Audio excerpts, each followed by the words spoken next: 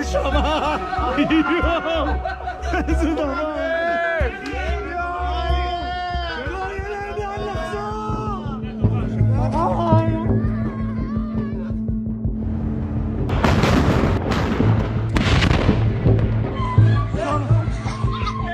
And we will fight until we break their backbone. אין חשמל, אין מזון, אין מים, אין דלק.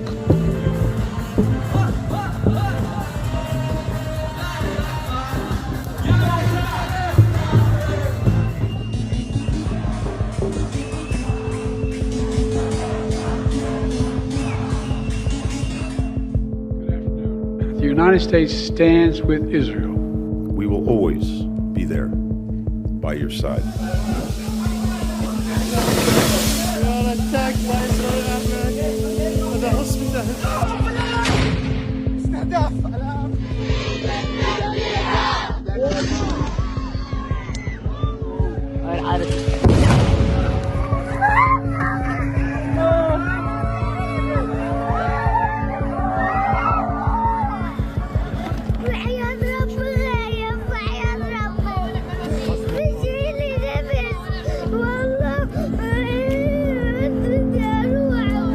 I interviewed a lot of kids.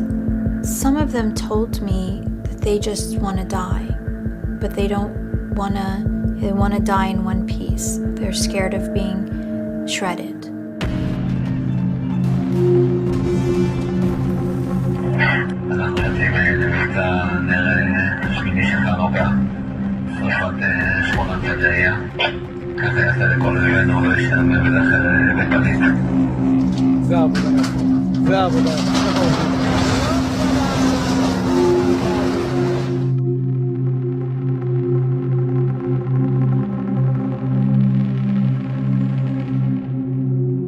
Single house inside of Gaza, it's just what I said.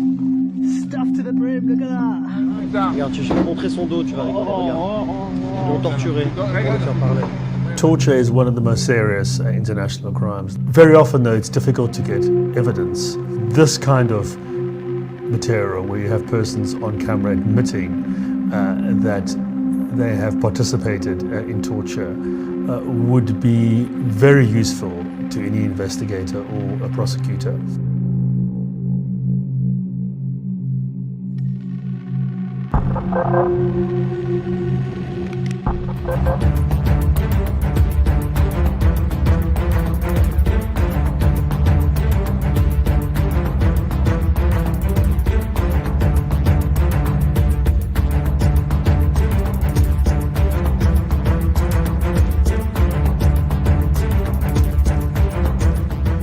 Welcome to the Daily Wrap-Up, a concise show dedicated to bringing you the most relevant independent news as we see it from the last 24 hours. Sunday, October 6th, 2024. Thank you for joining me today. Lot to get to. It's probably going to be quite a long show, so as usual, sit back, get a comfortable spot, get something to eat and drink, and we'll go through what I think is important to talk about today. And it's going to be quite encompassing. I mean, we're going to talk to start about quite a few things that have to do with, I mean, the way I titled it today, as you can tell, there's kind of an abstract perspective or idea that I'm trying to get at in a couple of different ways. Exactly what the title says, right? That there's always been partisan manipulation. I mean, just in a general sense. And then there's always been, since the internet, since social media, there's been partisan media manipulation. And I don't mean necessarily from corporate media, but that's a part of it. But I'm talking today, as we all see, from social media perspective, using very real stories. And then for some confusing reason, adding a bunch of misinformation and lies to it. Now, I mean, even just the objective of muddying the waters around what you think you can trust, there's an agenda there from a power perspective, whether, whoever you want to have that conversation about. Obviously, the U.S. government is kind of the focal point of what we're discussing here, all sides of it. And it's important to see, and really at that point, cascading down to the people we're discussing in regard to just the partisan people out there, people trapped in the two-party illusion, and the people that are sort of guiding that charge. And obviously, we're going to make a point about the North Carolina catastrophe. And it's very, very, there's a lot going on to discuss. But nonetheless, the almost deliberate effort to try to, and I'm not even talking about like the weather modification. There's things that happen where people are deliberately trying to misrepresent things, using false stories, sharing things we can't verify. I mean, this is just common practice today. We saw this during the Trump shooting conversation, to where it pretty much just ended up where we just kind of, it's coming to the point to where almost, whether they know it or not, are creating a circumstance where people end up by default going back to the central narrative, which is essentially what the narrative, even from the Republicans around Trump's shooting conversation or any other topic. Going back before this, whether it's COVID-19, East Palestine, Lahaina, all these things we've talked about in, connection to certain stories recently. We saw this very clearly using old videos, let's say. Let's like Lahaina, for example, using videos that we've seen pop up anytime there's some kind of a conversation about direct energy weapons, or, any kind we see these kind of stories, you get the same old few videos that people repurpose and put out with huge followings. My point in talking about this today is because of how much this is increasing. It's always been there, but it's exploding right now. And I think it connects with all the same things we're talking about. Not even to get into what I think and what the possibilities are, it's endless, but the feeling we have right now about where this is going, the kind of desperate drive to get us in a position digitally, let's say, where it won't really matter how much we think we see or what we do recognize, either whatever the justification, I see all these things sort of interconnected. The collapse of Zionism, the awareness of Israel, the growing awareness of Americans that your two-party illusion is, rather to trap myself with my own word, that the two-party illusion is obvious, or the idea that your voting has been taken from you. All these different things that I think have proven people are rapidly becoming aware of. And now all of a sudden, this rise in the kind of just dumping gasoline on the misinformation fire. Now, to be clear, you have a right to misinform. That's actually free speech. You have a right to be wrong. And to say it again, you literally have a right to straight up lie to somebody. And that is free speech. But you see, today, both sides of it from different angles, really from one same angle in certain cases, are trying to justify being able to shut you down. But what's interesting is both sides seem to be pointing at the other. More so right now, the right pointing at the left.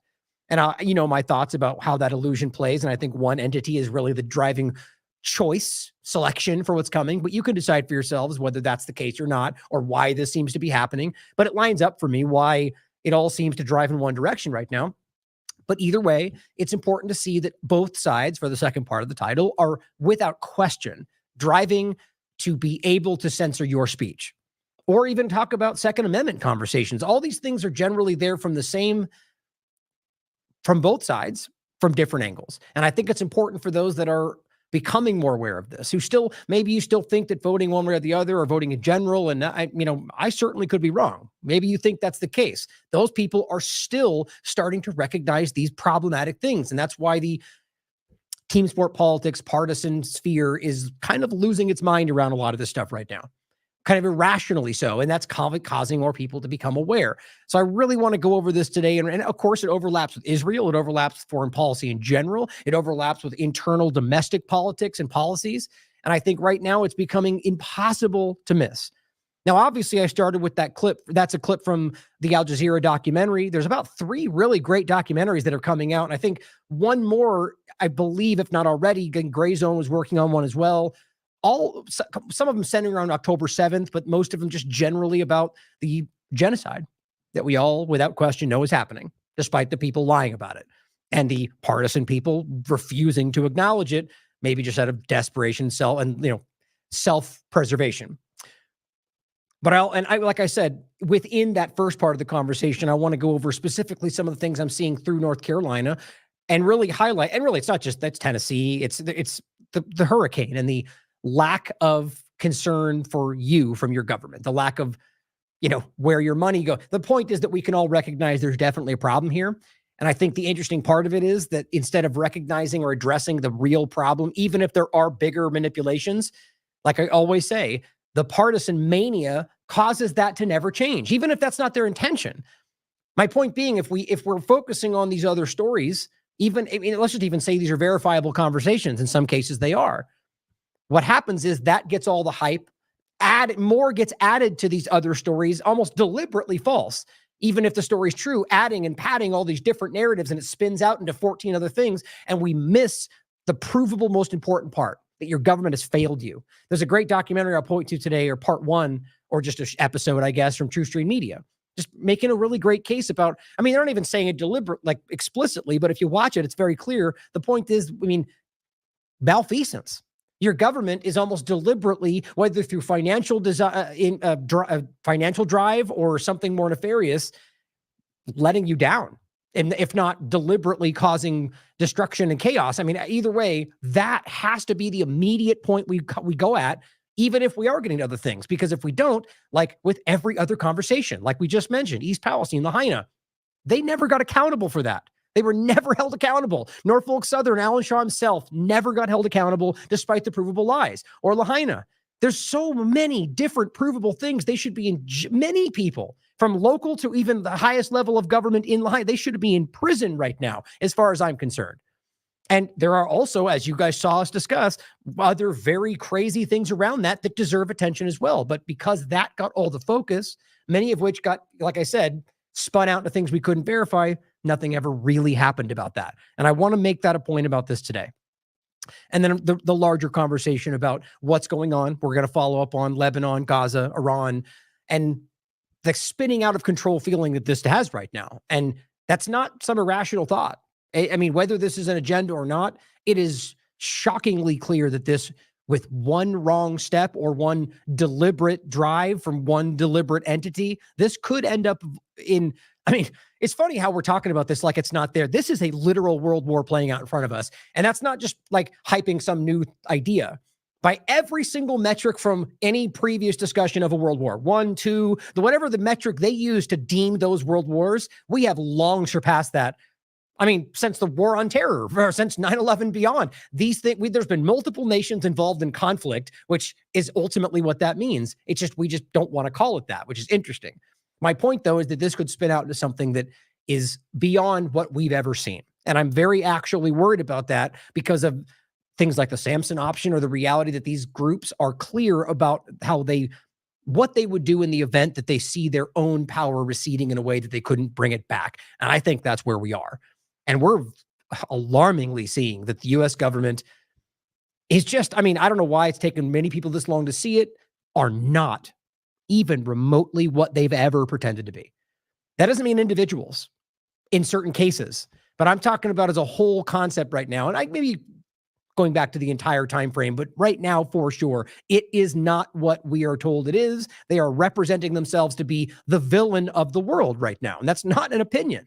They are actively ignoring the worst things that I've ever seen in my life, and then shifted to a new location and it's just started all over again. We'll get into all of that. So let's start today with really just a shout out to this great documentary, so you guys can check this out for yourselves. That's what I played. That's just a clip, by the way. The real link to think of the documentary is right beneath it right here. Make sure you watch it. I just don't know how anybody can pretend this is not. This is documented, admitted, legal. There's a word I'm missing right there, where it's legally binding. Like, this is the kind of stuff that if in any other context in a court of law, it's just an open and shut case. It's like you standing there with a murder weapon going, I just killed this guy. And that's the evidence in regard to a murder that just took place. And we're supposed to go, well, we don't know. Let's stand back and make sure. He just said it. I mean, he could lie, of course, but the evidence is overwhelmingly clear. And our governments are just acting like it's not there. I mean, I've been overusing this word almost, but I mean, what else do you call that but desperation? I mean, wouldn't they at least try to lie, like manufacture something, and they just disregard it, or say something that we've all gotten like insult, like comically used to? Human shield, these things that we know that they have yet to prove or are in fact lying about. Please watch this. It's worth your time. Now, to start with a couple things I wanted to throw in there before we move on to really to start with the conversation of North Carolina.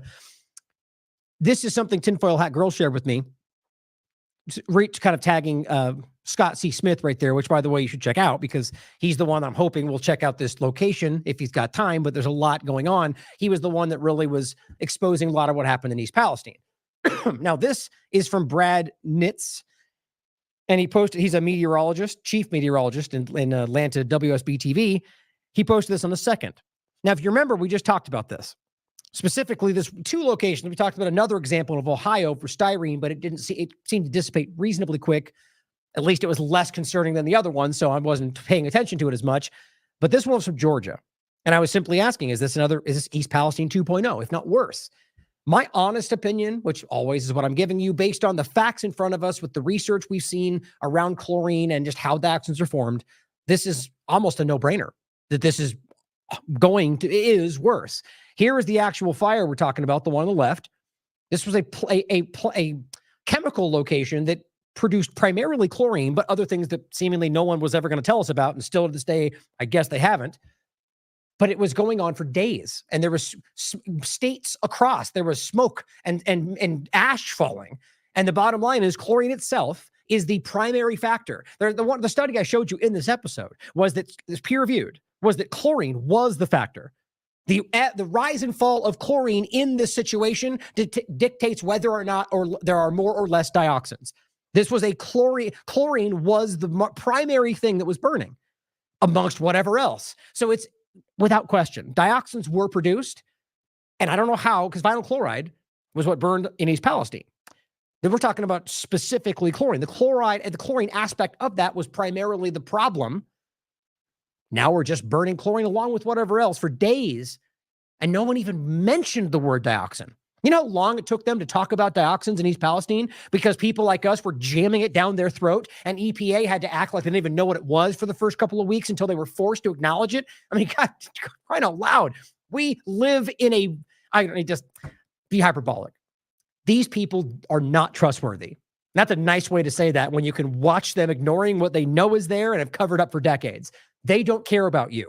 Now, that's not everybody in every position, but at the top down, your government is actively hiding the fluoride in your water, hiding the dioxins everywhere, the glyphosate in your urine and your clothes, everything everywhere they know about, and they're hiding from you, and we barely get to talk about it when we force it to come out, and they bury it again. How about PFAS? They just literally put out an article saying it reduces women's fertility by 40%, but let's not talk about it anymore because we kind of told you about it, right? Some of you might not even remember that. This is from March 24th of 2023.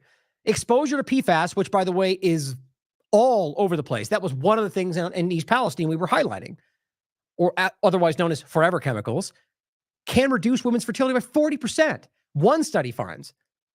But how is that not a huge conversation if you understand how prolific PFAS is? Your military is literally producing this like crazy byproducts and elsewhere and otherwise. And just recently, when this situation came up, they said, well, we're not going to stop, national security. Okay, so then you don't care. Let's not pretend like your ongoing genocides are more important than, to them it is. But just anyway, recognize how ridiculous it is. These people just don't care about you. Oh, whoa, hold on.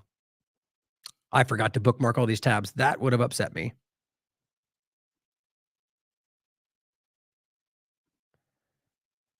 Let's see, hold on a second. Sorry, guys. Because what I normally do is I go through and I delete them as I go, and I would have lost them. I've done it before. All right, so watch this show if you want to find out more. Here's what Brad put out. I've been digging through the air quality data from last night. Now, he's talking about the Georgia location. I found chlorine 22 times higher than the action level and oxygen concentration below 19.5. It hit 14.7% and averaged 18.6. Now, ask yourself how, first of all, they're not telling you that. When I covered this story, and this was, what day was it? This was October 2nd. This was on the 2nd, mind you. I wish I would have seen this for the show. In their reports, they were telling you the chlorine wasn't danger. Even just the chlorine. They were saying, no, it's below certain levels. And what does Scott C. Smith tell you about East Palestine? They do it every time. They test the areas they know will look safe. They test the top of the water and below or the top. They know what they're doing. And here he is, independent as usual, showing you, well, guess what? They lied about even the chlorine risk. He says a change in the wind will blow smoke back into the heart of Metro Atlanta tomorrow.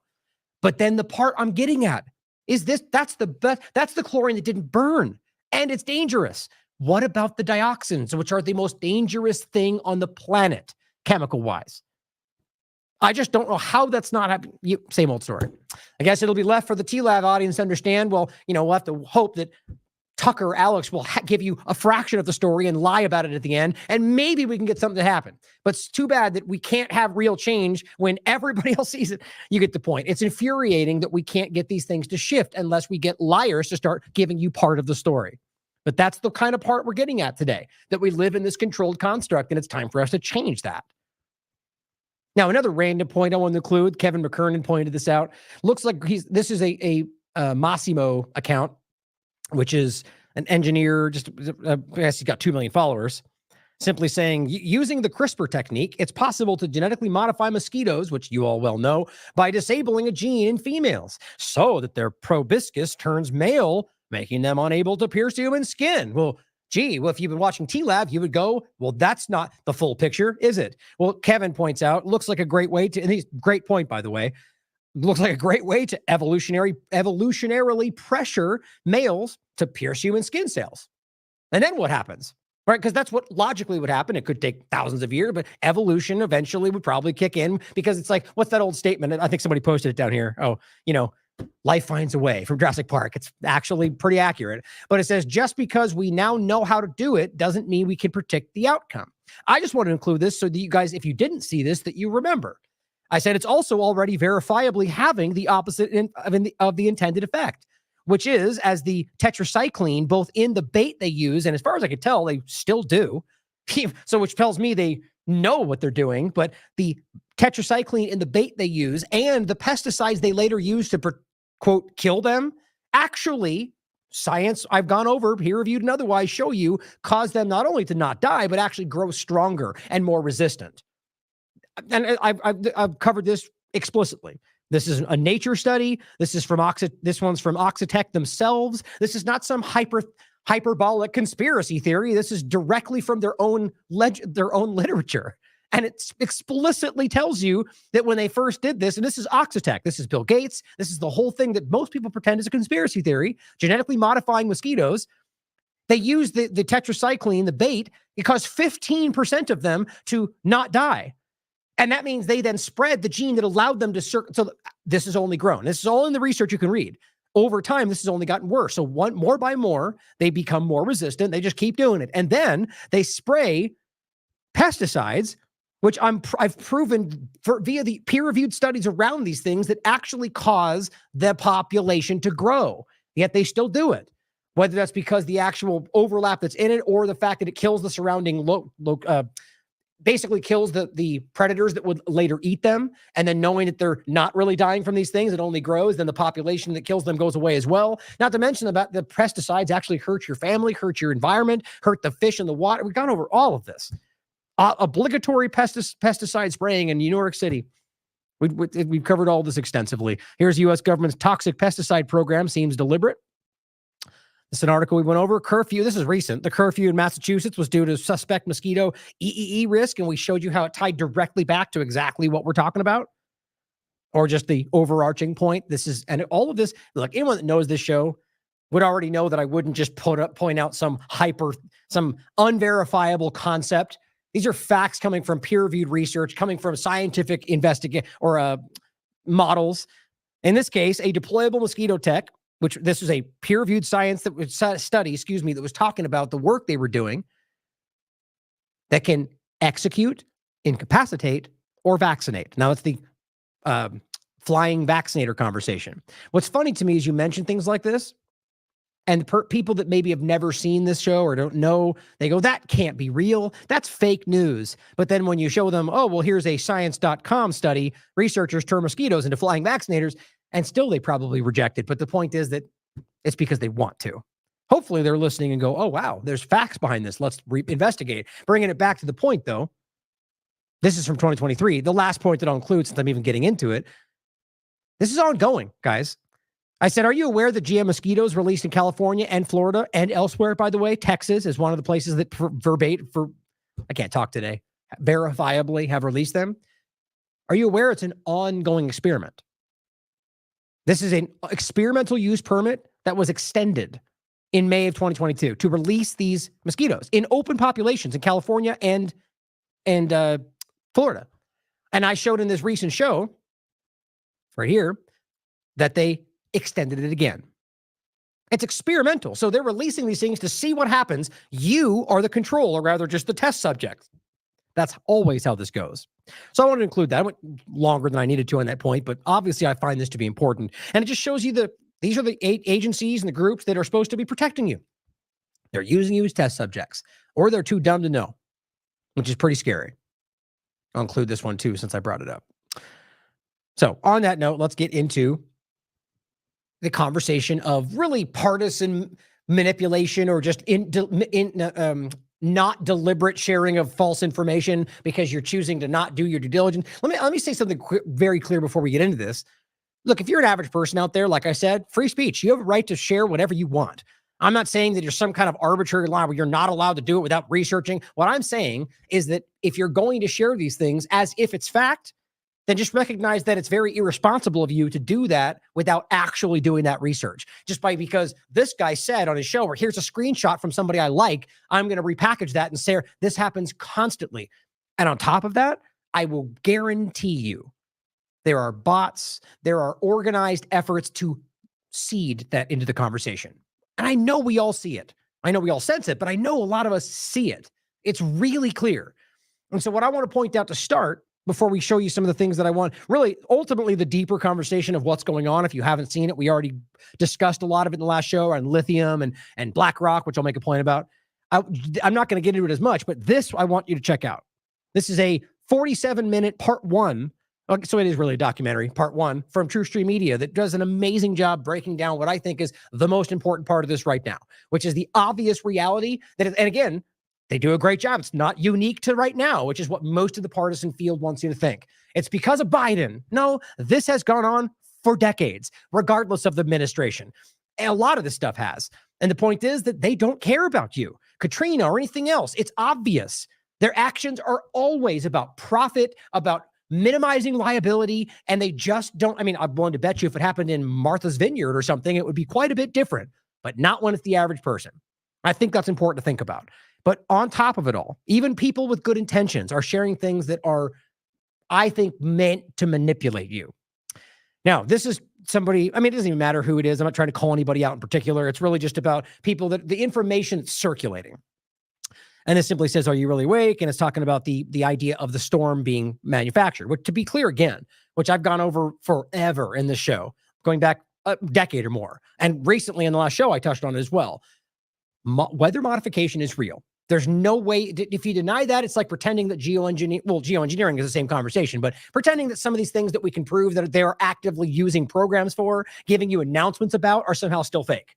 Or talking about, like, black helicopters and heart attack guns. Well, guess what? Those things are verifiably real, and they've been admitted to in Congress. But people, for some reason, can't get past. Or fluoride in your water. Wear your tinfoil hat. Well, guess what? Not only is it there, which we all should know, it's very dangerous. All this has been proven. So my point is, don't act like we're dismissing that, or don't think that I'm dismissing these concepts because I'm showing you something that's fake. That's part of what happens sometimes today. Weather modification is 100% there. Now, I've also pointed out around, like, Dane Wigington's point about how this can be done. And that's just one version of the possibility of how you can manipulate weather.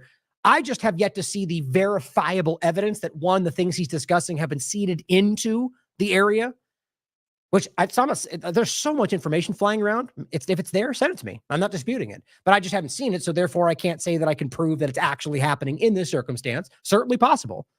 But I want to show you this.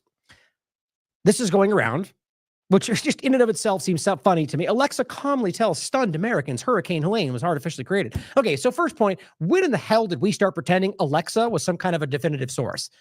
Are we unaware that comes directly from the very like, let me ask you this. If you were looking this up on mainstream media or, Amazon, MSM.com, and it said the opposite of what you believe, you'd go, mainstream. Oh, they're always liars, Democrat media, or the other way, Republicans are lying about everything. So do you not realize that that's where that's coming from? It's just like that is like a centralized information hub. That's all it is. And for the first point. So I find it interesting that when it aligns with what you want to think, that suddenly Alexa is, well, that's pretty convincing. Funny to me.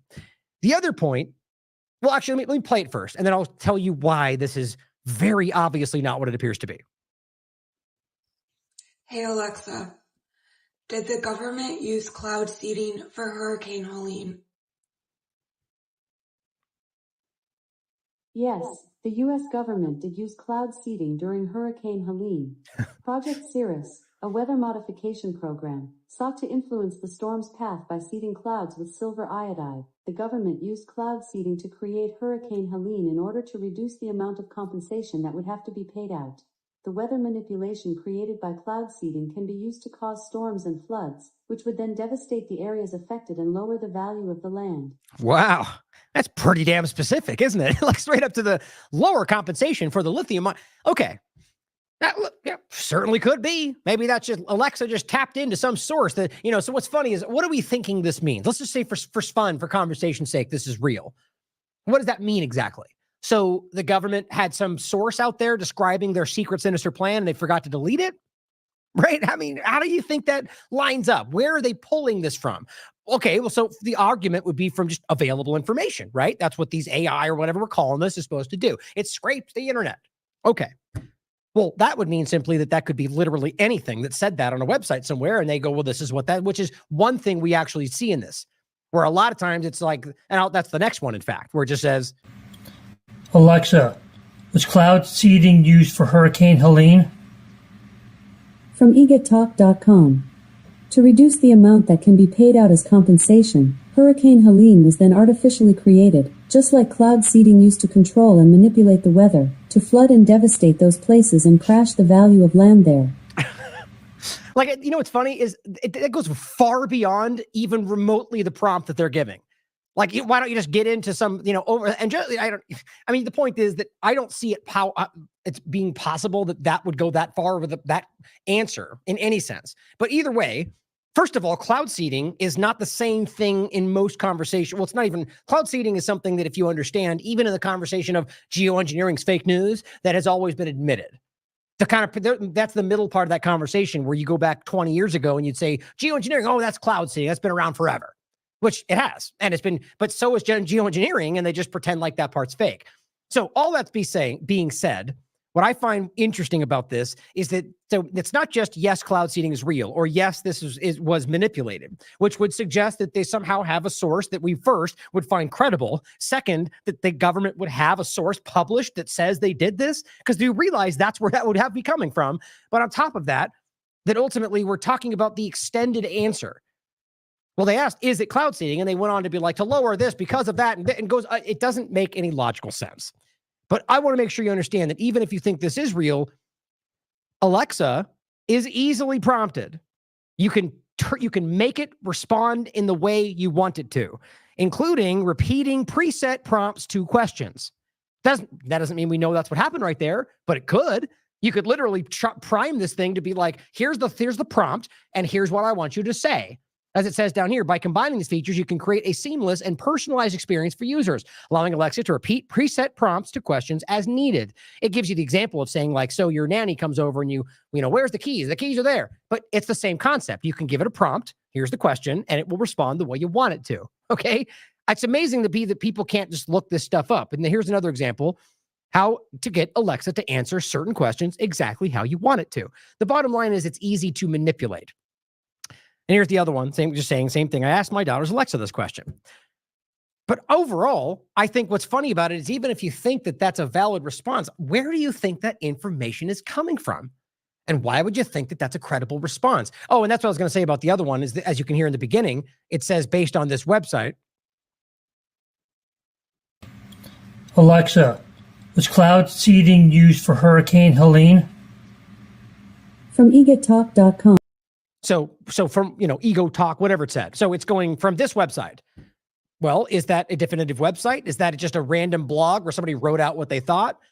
That matters, doesn't it? So I just find this interesting. So obviously this is a small point, and I think anybody, who is really objective would be like, yeah, that's probably not a good source to trust, which is funny. You can have, peer-reviewed science and, or whatever, some government or UN entity, which we should doubt all of them. And that gets dismissed aggressively because partisan or because I disagree. But Alexa says, and that's also an interesting point. It's an insight into how easy it will be to play a lot of people when we get to the level of AI says. Well, that's how that would work. People would fall for it. But beyond that point, here's something else that went around. And again, this guy, it's not a huge, just smaller following. But either way, saying proof that HARP at work during Helena flood. Now, what's funny is right in the video, it literally says North Carolina, except the fact that this isn't there and it's an old video. Okay. And it's all very easy to prove from the 1,000 links down below, which is, by the way, why, because right here before he deleted it, his response was, I know it's old and I didn't say it was North Carolina. And then he realized, oh, wait, it says it right there in the video. So he deleted it and said again for the naysayers, yes, it's an old video. And this is an old one, different, simply saying that weather modification is real, which I don't know why that then verifies that video in context to what we're talking about. Anyway, the point is that people like this will share stuff like that and then go out of their way to hide every single comment that's going, that's not where it is. That's an old video. Here's the link. See what I'm saying? But he hides them all. Stop. You get it. You can read through them all. Every single one of these are things that are acknowledging that which, by the way, he was trying to deny before he deleted his post. And you can read through it. So my point is it's an interesting video, but it's not from the area and not from the time we're talking about. And yet it's being circulated as if it is from North Carolina and the flood that we're talking about.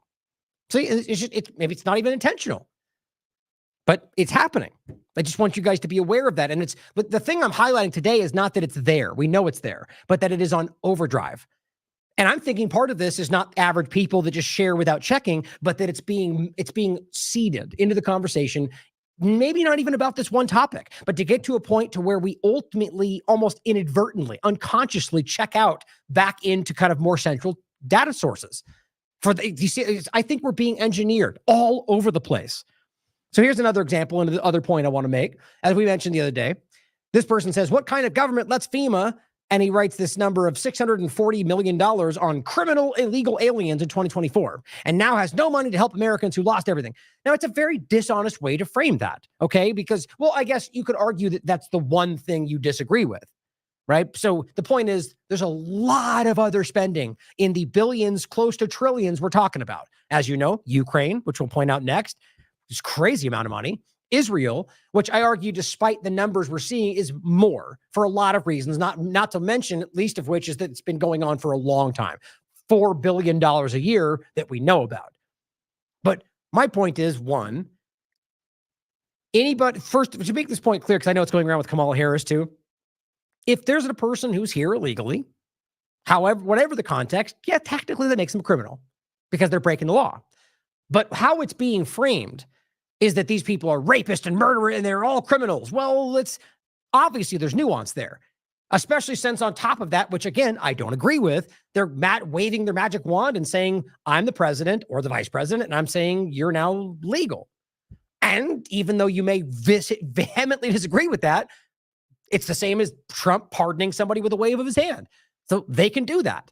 I don't find either legal, quite frankly, but the reality is that's just how this works. And so they technically now have made them legal in some cases, but there's a whole lot of undocumented immigrants, which are breaking the law, that are criminals in the genuine sense of the word.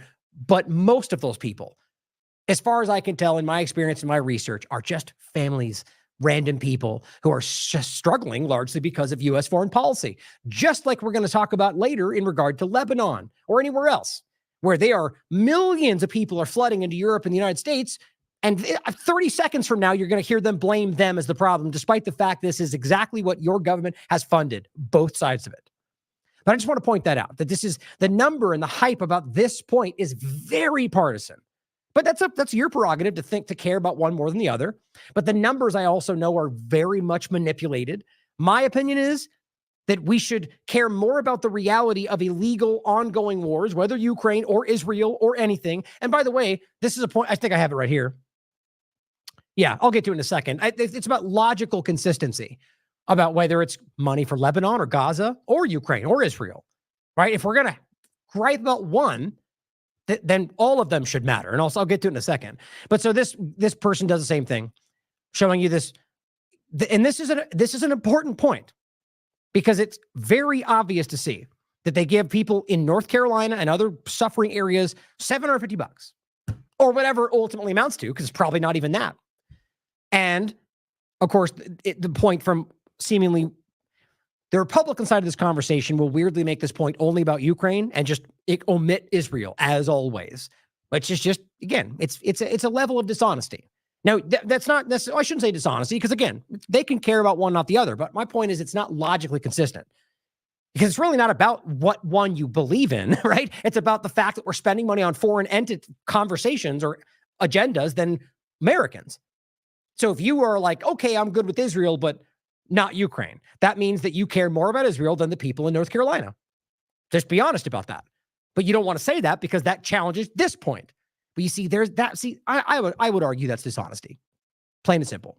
But to the number he's pointing out, it's actually pretty. It's crazy to think about how much money is going to a neo-Nazi government that, by the way, is funded and operated through Israel and the United States. So this is also Israel, by the way.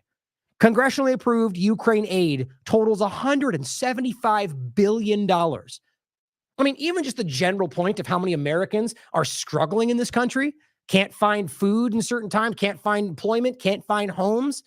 Now, it shouldn't be that we just, it's, charity in any sense, that people just get that, Republicans would call it socialism. But the point is that average people who are suffering in this country, whether because of a storm or because of just other circumstances, and we're putting $175 billion into the hand of one of the most illegitimate criminal entities on the planet.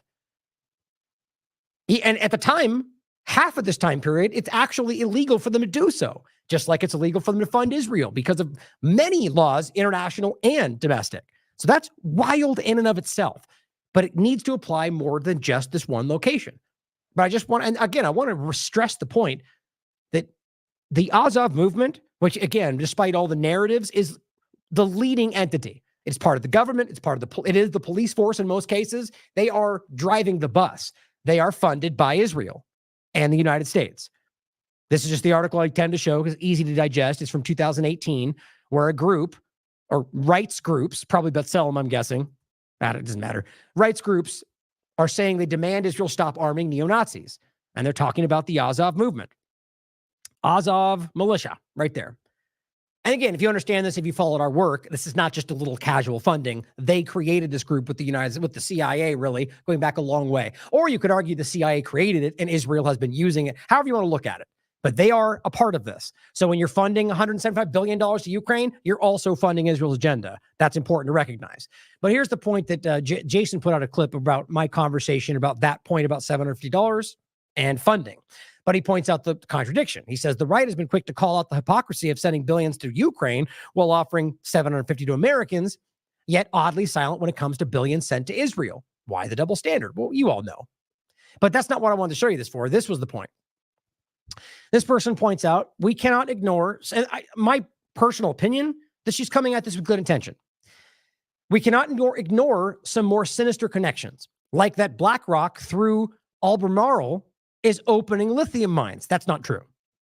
It's just not. Now, you could argue that BlackRock is the one pulling all the strings. It's certainly possible. But the point is, this is not the way you would present that information. And of course, it shows the thing I showed you on the show last time, BlackRock strategic acquisition. But if you read it like this, you don't know the amount. It's a small percentage. Well, I'll show you the actual information. This one receives $90 million. See how this tends to work in the mind of, like, I would say the partisan perspective is that you see this. Actually, you know what? I don't think I grabbed it. This was Rumble. What was it? I think it was 8. Oh, yeah. So I wrote it right here. BlackRock had 8.4% of shares, which is on the higher end of others that own something. And you could argue that has the influence, right? But my point is always, I'll come back to, is that, okay, well, then if we're being logically consistent, would you care that BlackRock and Vanguard have a combined, 9% of Rumble? Well, if one matters and one doesn't, then maybe we should reflect on what that means. But my point is that if one matters, then all should matter. And there's plenty of examples where people would gripe about how, well, just because they have shares doesn't mean they control anything when it comes to partisan things they agree with. How much you want to bet there's things like this behind you in Twitter? That's my personal opinion. We've seen a lot of these things, but there are still some that we don't see. But also, let's not forget the whole P. Diddy overlap. He's one of the owners, and it feels like none of the conversation of the right, who have been all about highlighting any overlap of child sex trafficking, pedophilia, suddenly just don't care to point out Elon and P. Diddy. Logical inconsistency. That's usually how that works. But my point was this, saying Albemarle receives $90 million from the Department of Defense to boost lithium production. Well, that's important, but that's not the same as saying that the U.S. government, this is the U.S. government driving this. The way I look at this is our government going after the lithium. Now, that's all far more of a valid reason to wonder whether they could have taken advantage of what just happened because of that, which is a very important fact. But it does not immediately prove the connection that we're making here, right? First of all, just about BlackRock. So I said, I went over all this on the show. BlackRock has 8.4% of shares of that company. The company is on track to open those mines in 2026. That point simply pointing out that right now, other than the idea that, well, they could reduce the amount they might have to pay for certain things or land or whatever else, that they would, to me, it's always a possibility, but it just doesn't connect in all the ways it needs to. On top of the fact that realize they already basically have all this stuff. So if the argument is ultimately they just want to get it done quicker, I would argue this point doesn't even make that case. In fact, this is going to probably delay what they want to accomplish. Think about that for a second. But it says all still very important, but largely being misrepresented right now. And I said, don't forget, BlackRock and Vanguard own almost 9% in Rumble. And this person says, that would be great if you had some proof. And this is the funny thing to me. Is I'm not trying to, maybe they didn't see it, but I'm like, proof, it's available info. It's out there. Many of us have pointed to this often. And I said, to me, if one matters, they all do, which is my opinion. But don't expect any of those invested in any way in Rumble, you know who they all are, to care or acknowledge that while they'll point at anything, any shadow that has anything even tangentially connected with Rumble or BlackRock and Vanguard. But not now. I said, that should matter to objective people. This person says they own that amount of all publicly listed companies. He's making a good point. Not all, but a lot. I'd imagine, he says, due to the size of the assets under management within their funds. They're just so damned big. He says, they own a piece of everyone. It's a fair point. As I said, it's a fair point. I wasn't saying this proves anything, either side, Rumble or Albemarle, only that we need to be consistent with our logic. If it matters, if companies are caught up in this is funny. I said, if it matters in companies that are caught up in the I support the current thing of the right, because it goes both ways, then it should matter for the platform many of them use. Now, I mean that, by the way. It's funny how we see the woke right more than ever right now, and it's the same damn thing. There's a thing that they all get hyped on, and sometimes, like I said, it's real stuff that matters at the core, but becomes this hyperbolic, cartoonish discussion after that. That's their I support the current thing. They may not put flags in their bios, but you see it trickle through everybody's conference. There's a reason for that. And I'm not talking about just covering the news. You know what I mean? So it's the same thing. I support the current thing. It's partisanship. But overall, that's the point I want you to think about, is that we're talking about consistency and logic. And I think we all know that's not really taking place. Now, please watch this documentary because it really does break down the shocking malfeasance. People should be in jail for what's happening, whether it's because your tax dollars are not going to help the people. It's going overseas to war while they're struggling. And as the woman points out in the documentary, as you guys all know by now, 4 days go by and no one's even talking about what they're dealing with. As she highlights, people are being, as we already highlighted in the past show. And it goes back long before this one event, long before multiple left and right administrations. But it's the same conversation, that they will turn away donations if they're not the right groups, right? Or they will tell you you're not allowed to help while nobody else is helping. I don't care if you want to talk about liability or whatever else. It doesn't matter. I am beyond this BS. It's about human compassion, right? The need to help people in need. I don't care whether you've got some red tape bureaucracy that says I'm not allowed to. I don't care. I'm done caring about the kind of criminal. So for that, they're telling us we can't go help people right now while they're blindly supporting genocide. I don't care what they have to say. I'm done with that. But as she points out here in a past example, just what I had saved here, back in Katrina, there were 25,000 active duty troops that were in the region. Right before this, or technically right after, they deployed some of these people in this area to the Middle East.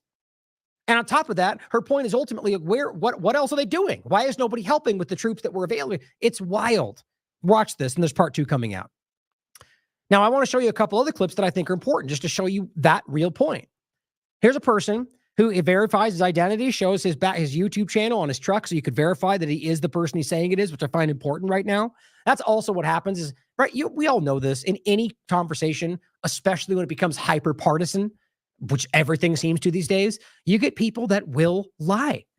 Maybe because they think that lie will help people in North Carolina or whatever else. That's not this. This guy's telling you something important. But we know that exists, which is why it's important to be skeptical. Because people can stand up in front of a local community government and say, this is happening, or they're eating the ducks, how these things work. And maybe they thought that, or maybe they're lying because they wanted to help the agenda. Maybe they don't like but my point is we know that exists. We saw it with The whole anti-Semitism fiasco, where every other day somebody was being caught lying about manufacturing some anti-Semitic attack. And that doesn't mean that anti-Semitism is false or that those attacks never happened in some case, but it meant that more of them than not were being lied about. And I think too many people in the partisan sphere are willing to jump out there and just tell you what they want you to think. And I honestly think that errs most of them on the side of doing what they want. They think they're going to help. They think that by counteracting the Democrat lie that's with another lie that they can win. You see where that goes. And if you're listening and you do that, you're part of the problem, whether you realize it or not.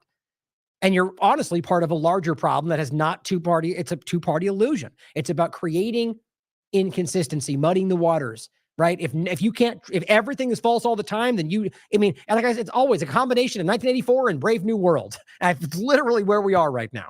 So check this guy out telling you how they're not letting these people help. And not only that these are people that are driving trucks. He's telling you based on the fact that he's looking at the trucking, what do you call it?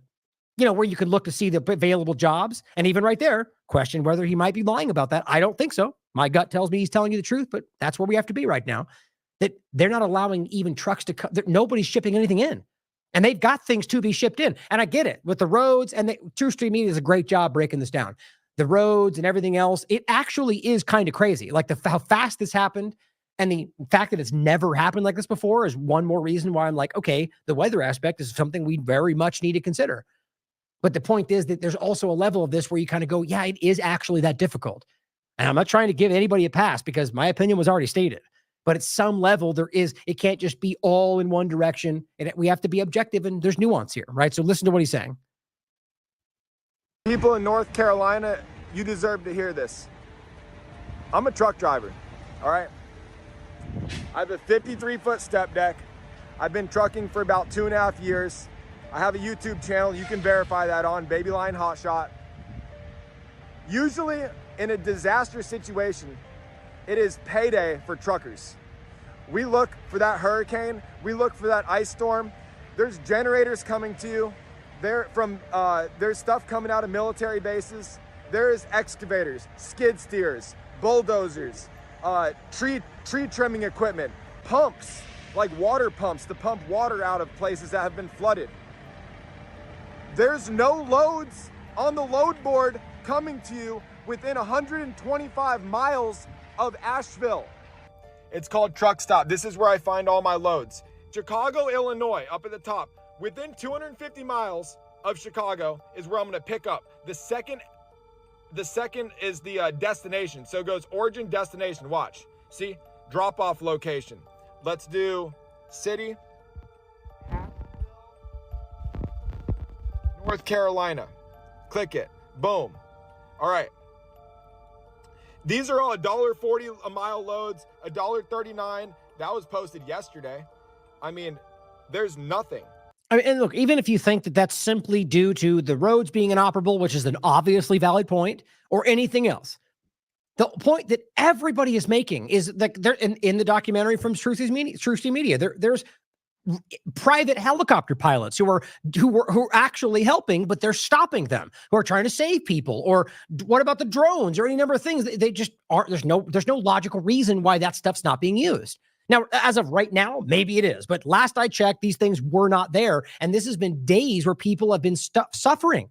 I mean, literally, people are dying. Now, in regard to because of the lack of help, that's hard to tell right now. But I guarantee there have been people in positions where they could have saved them had they done something before now. I think that's an obvious point to make.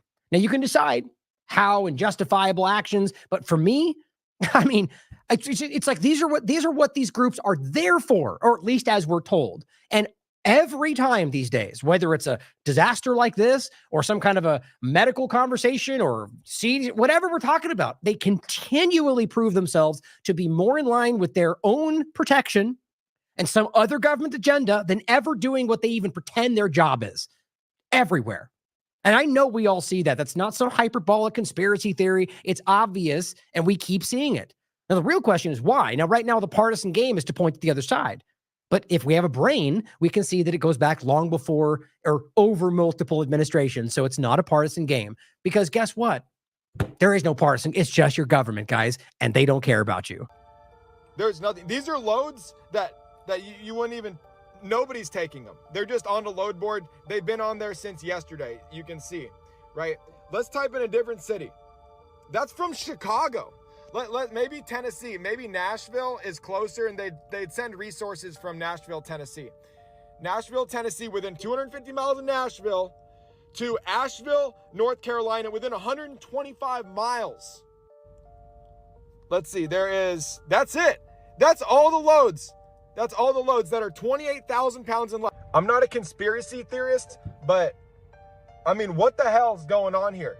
I had brokers call me and tell me, Stu, have you seen any loads going to Asheville or like anywhere around the Carolinas, South Carolina, Georgia? Is there any like FEMA loads? There's none. Zero. He's been a broker for 6 years. And he's talking to other brokers. They're saying the same thing. What's going on, guys? God, I hate that stupid thing at the end. Now, another question we should be asking, or just something to be objective, right? I mean, as always, like I said, with Trump's situation, everything we've gone through, the point, like it was during Trump's shooting, I made the point more commonly, is that, tomorrow there may be something that pops up that suddenly makes it all make sense. Now I'm going to play a clip. It's hilariously enough was posted by Elon Musk in a minute. The point is that we all have confirmation bias. And so one of the things she talks about is the idea that people tend to stick with the first thing they learn, and they don't want to move away from it. That is part of the partisan game, and that's what they trap you in. My point is that if tomorrow there is some very easily verifiable narrative that explains why, even if then we need to continue to evolve with the information. And I'm not saying blindly trust what they tell you that justifies their lie, but prove things, do your due diligence. And if you can't prove it, then you wait. We just have to start being better than the corporate media. The mainstream alternative media today is almost worse than the corporate media, and we have to start being better if we actually want to change something. So to me, this is important because it shows you that they're ultimately not bringing anything in or trying to. But again, maybe there's another website, maybe there's other tracks. My thing is, why aren't they using the other readily available things? I don't know. I mean, and I find that actually obviously crazy, because it demonstrates, I don't even know the right way to frame it. Is it that they don't care about us? Is it that they're trying to exacerbate the problem to use it for another agenda? Whatever it is, I think we recognize that this is not how we're told it's supposed to go. And that should matter to everybody, whatever partisan side you're on or seeing through it all. Now, Foxy Farmer put out some clips simply showing this. She says, I'm assuming this person has been totally focused on North Carolina, they say. But Irwin, Tennessee, apparently is very destroyed. And it says the entire topography of the region is changed. The post, this is according to them anyway, and the post of information in the comments, but look at the stuff. So it's important to think about why the only focus, obviously North Carolina, the conversation is a lithium mine and that, but it's interesting that gets all the focus, right? I'm willing to bet you could find something in Irwin that would be like, oh, maybe that's why they destroyed it for this area. And you could spin out into some hypothetical, and maybe it is the truth. But it's important to recognize that this is not about one thing and one narrative. That's my point from the beginning. It's about the malfeasance, the lack of helping people. In North Carolina is obviously in a much more precarious situation. But in general, that's what we should be caring about, the lack of use of your tax dollars to help people in need. She also points out, this is Tay's Farm in Irwin. How the hell do they even rebuild this? And how is it even real? It's just sad, just showing you all the... It's all busted up and broken, which is sad.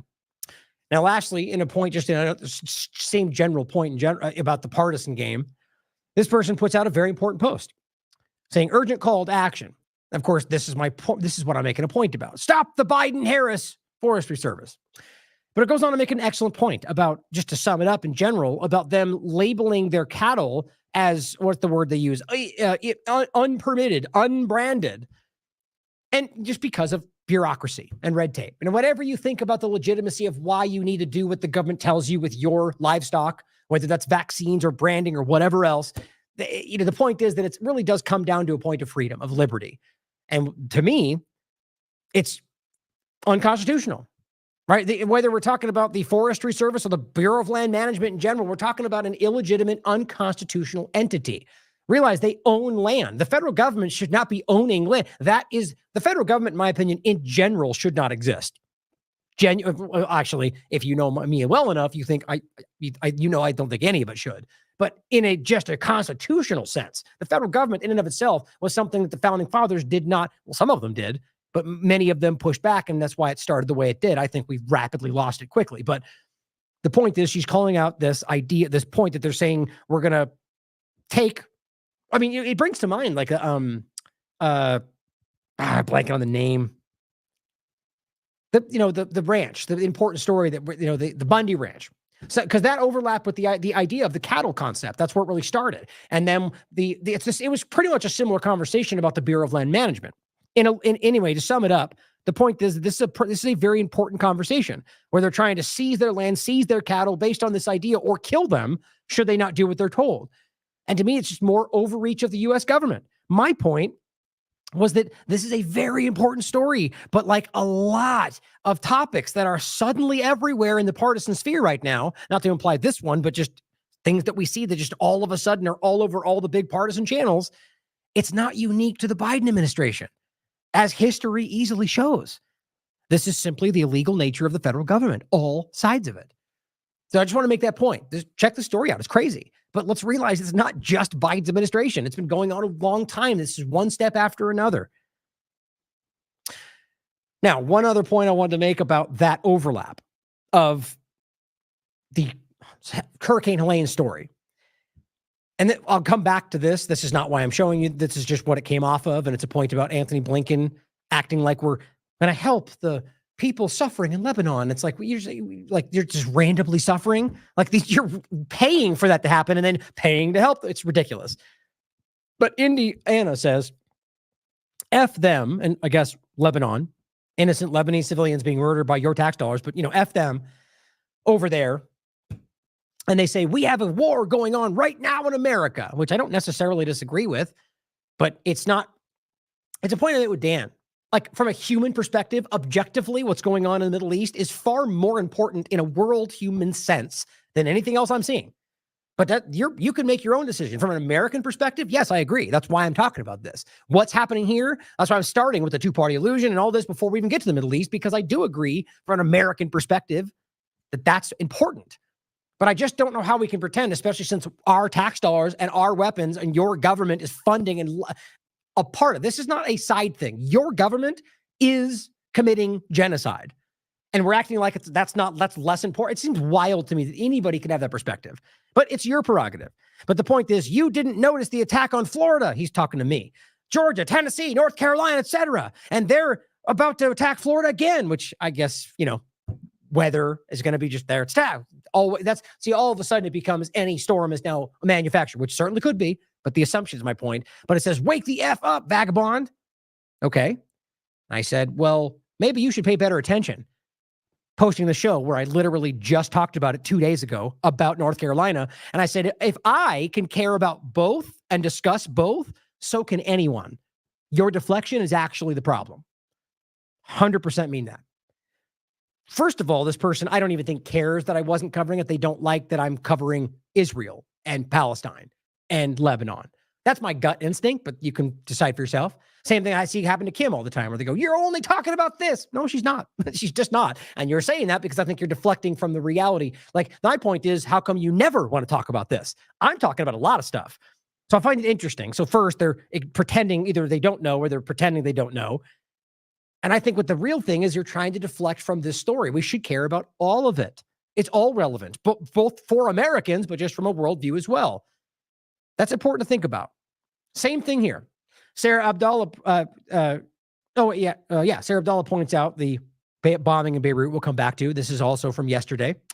This person says, who gives an SHIT? Go Phils. Like some, go, you're Philadelphia, whatever he's talking about. For a sports conversation. I don't know if he means the Eagles or what, but the point is that's what he's talking about. And maybe Phil's what, baseball? I don't know. It doesn't matter. Care less and less about sports today. I only really ever cared about football back in the day. But here is somebody going, who cares? Well, fine. You have a right to do that. You cannot care. But who? Most everyone in the world. So I find it interesting that you're getting a lot of this kind of American pushback on why should we even care? I don't think it's real. I think these are bots, primarily Zionist bots, that are trying to get you to look anywhere else. So I was like, let's look at this guy. And I've done this so many times. I've never shown you guys because I don't want to waste the time. I mean, I should have, because now the other ones I've seen in the past were far more obvious, where you go back and you can see when they were created. You can see what they've been following. These are Israeli bots. I mean, it's undeniable, and I'll make that more in a second. But this one, you can decide for yourself. I meant the ones I was talking about in the past. You can go back and see that his last comment, which is right here, is the earliest comment is 2020. So that's comment, reply, anything. And that's despite the fact, let me just go to right here. Despite the fact that it was created in 2015. So this guy, which is certainly possible, but he created it in 2015 and then didn't do literally anything, not a like, not a reply, not until 2020. That doesn't seem likely. Oh, this person now follows me. That's funny. I wonder why. But the point is that this is an account, if you look through the information, that is following. Where are we? Here we go. If you look through it, a lot of the people you might expect, and some of you might not. But anyway, the bottom line point is that this is an account that is, if you look through what they're saying and what they're sharing, it's all very clear in one direction. And I think what we're seeing is the idea that people are coming in and trying to deflect from what is obviously, from a worldwide perspective, the story. I just think that needs to be very obvious to us all. And then, as we'll get into next after this next segment, the overlap of censorship, the free speech under attack from both sides, just your government, and how right now on Twitter, actively playing a part in this. So we just had, before we get to that, I thought it was important to highlight that because I genuinely think this is a driving force behind what we're dealing with right now. I had a really great interview with Dan Cohen, second one we've had in about a couple months. Last one we talked about was Haiti with Kim Ives. It was a really great conversation. This one was called The Manufactured Middle East Plight and the Zionist Linchpin. Great conversation. I hope you will check it out. One of the main things we get into, we talk about politics to start, the election. We talk about a bunch of different things, but we end up, we go over Syria and Lebanon and Iran. The point is that at the end, the latter half is really about the Zionist linchpin. Now, Dan is he's a Jew himself. And he has been he's been talking about this really since the start. I mean, I think if you look back at his work, he's covered this in the past, but since October 7th, and we talk about it on the show, like same with a lot of people. I'd like a really evolving, and myself included, by the way. Like I've been covering this in general, but this conversation has really blossomed the understanding of what Zionism truly is. So it was a very powerful conversation. I greatly respect Dan, where he's breaking this down as a Jewish person and telling you the lie of Zionism, how they are using Jewish people, which I 100% agree with. But it's important to see it from that perspective, and I think it's a growing understanding of Jews in the world. And that's why we're seeing this decline of what Zionism is, and this desperate kind of death throw right now, this dying gasp of just desperation, just screaming atrocity propaganda. Like it's conspicuous. So let's go over those points to make sure you understand that point. Make sure you watch the interview. But Johnny Graz here points this out, saying any hate directed at Jews, and this is his opinion, but largely agree with this, has either been purposely engineered by the Zionist entity in Palestine or made up out of whole cloth. Israel knows their entire existence depends on the continuation of anti-Semitism. It's why they work so hard to create it. Now, there's a lot of highly educated academics and researchers and journalists, all of which who are Jewish, who are saying this. And it's not that there's no anti-Semitism, guys. Yes, there is. My opinion is it would be about the same amount that we would see in either category, save for what Zionism is creating. And part of that is people that are out there screaming about Hitler was right and all this stuff that it's ridiculous. They are whether they're doing it inadvertently or by deliberately, they are they're being used by Zionism. They're tricking people into a position which creates the very anti-Semitism which again, the point about Semites and Palestinians. It's about the word they use, but the racism they're in that they need to justify their existence, assuming that they don't just get destroyed in any case because of their ongoing genocides. But this is what he highlights. This person saying, I cannot imagine what the last year has been like for Jewish people around the world. Well, it's amazing to make that statement. Well, it's undeniable the amount of suffering and death and murder and rape and pillaging is exponentially, or that's the wrong use of the word, far more on the side of Palestinians. That's not up for debate. Whether or not you're more outraged about one day where Israel's been shown to be a part of, I think, the majority of the death, or the ongoing hundreds of thousands of suffering and death and rape and murder that's been going on ever since. I think that says a lot about you, to be honest. One matters more than the other. That clearly is a level of, either way, a human being would care about both. And they would acknowledge the facts of both, even if they're uncomfortable. But the point is what it is. Not even to read it all. Just I don't profess to, but witnessing the blatant and purposeful, hateful, disgusting anti-Semitism, it's the same argument. The dark, looming cloud of anti-Semitism. No, you're talking about Palestinian events that the ADL claimed were anti-Semitism because they are part of an agenda. And that's been proven, even by corporate media. Every Palestinian event, whether violent or anything else, were just labeled as anti-Semitism, and that's why we got the 400% spike. And all of these people, all of them, the Ben Shapiros, the Rabbi Shmulis, they all know they're lying, and that has to be clear to people. It's not an opinion. These are basic, provable facts, and they just lie anyway. Lie about Human Shield, lie about everything they're doing to justify murder. This has to hang over them forever. Here is what honest people are saying. This is Avi Shalom. I think I've heard it pronounced both. I think Shlaim. He's a Jewish person himself. He's a highly respected academic he's an Israeli. And he has been saying this his entire career.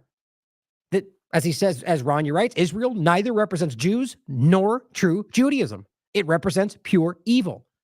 Now, look, you can disagree with that, but this game we play where it's somehow racist when you have very clear, prominent Jewish people in the world, or writers from Haaretz, like Gideon Levy, who are screaming about this reality, you can't keep pretending that it's only one way. The truth, I think, is quite obvious, and I think most people see it today. Israeli response has violated every item in international humanitarian law. So as a Jew, I feel deeply ashamed and angry about what Israel is doing. And I'm appalled that they speak as Jews, particularly the religious nationalists, the religious Zionists within the government, like Bezalel, Smotrich, and Itamar Ben-Gvir. They see themselves as Jews and they speak in the name of Jews, but they have nothing in common with me. And I'm not a practicing Jew, but I'm proud of my Jewish heritage, and I'm equally proud of my Arab heritage. And I know that the four core values of Judaism are altruism, truth, justice, and peace. And the Israeli government today is the antithesis of these core values. Now, here's the point to make. There are those out there who right now are trying to convince you that any Jewish person is the problem. That's what Zionism wants. My point would be simple. A person like this who has spent their entire life making this point, and plenty of other very excellent and insightful academic points. What's the argument there? Is he the anomaly, or is he secretly his entire career? I mean, certainly those are all possible, but I think we need to stand back and recognize how hollow, or really just as a basic point of logic, that any broad stroke is usually ignorant. I would say always. In any concept, whether mathematical or just human, there's never 100%. There's always something there's the anomaly. There's always the deviation. And I think obviously we're talking about something that is provably not the case. That there's let me put it this way. Even if you're the one arguing that, you have to at least acknowledge that there are people, like, let's just even say you think that the Torah I'm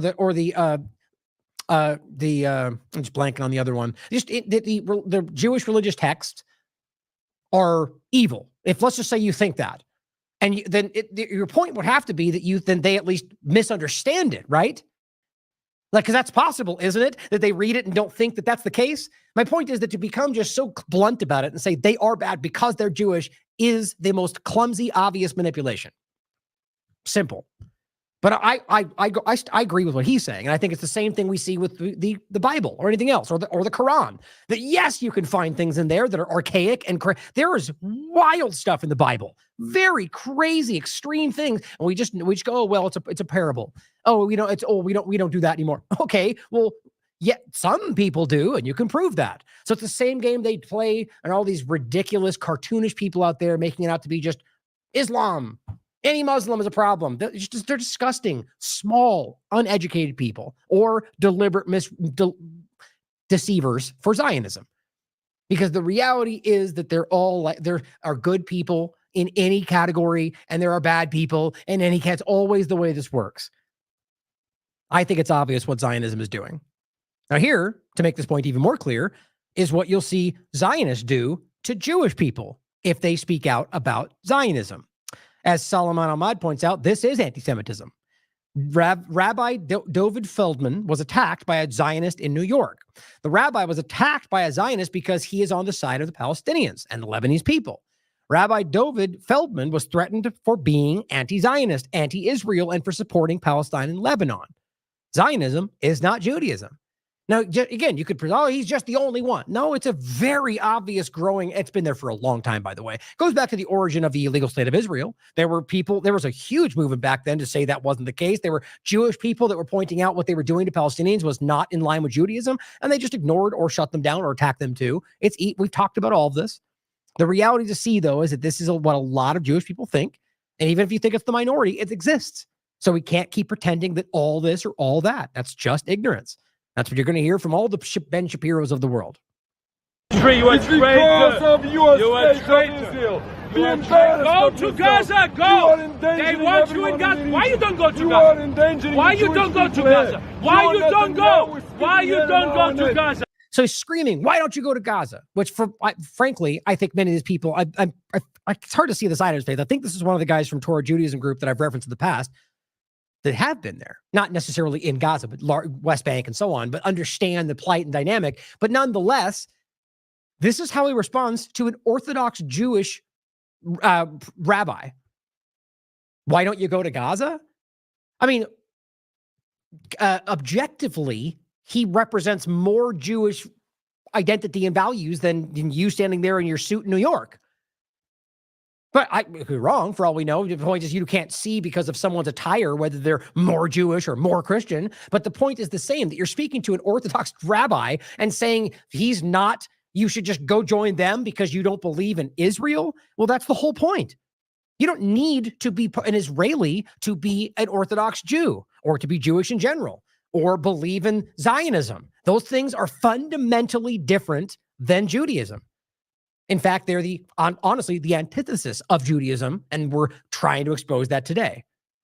We are the best people in the world. You are not people. You are Amalek. We are the best people in the world, and you're, whatever the derogatory term was. See, so he's no longer part of the best people in the world because you see my point? He's speaking about Zionists. And they're not the best people in the world. Quite the opposite. You are Amalek. The world is Amalek. Amalek, I think it's one of these prophetic kind of end times terms. Why you don't go to Gaza? Why you don't go to Gaza? Go to Gaza. Yeah, see, that's what I thought. He did visit Gaza. And so the guy doesn't even care. Doesn't matter. He's telling, what he means by that is not calling out that you don't know what you're talking about. He's saying, go kill yourself or go do what I'm pretending will happen to you. That's what he's really saying. Go to Gaza. I did. And go. We don't want you. You're not part of our people. You're not part of our people. You are not part of our people. He said, where's your yarmulke?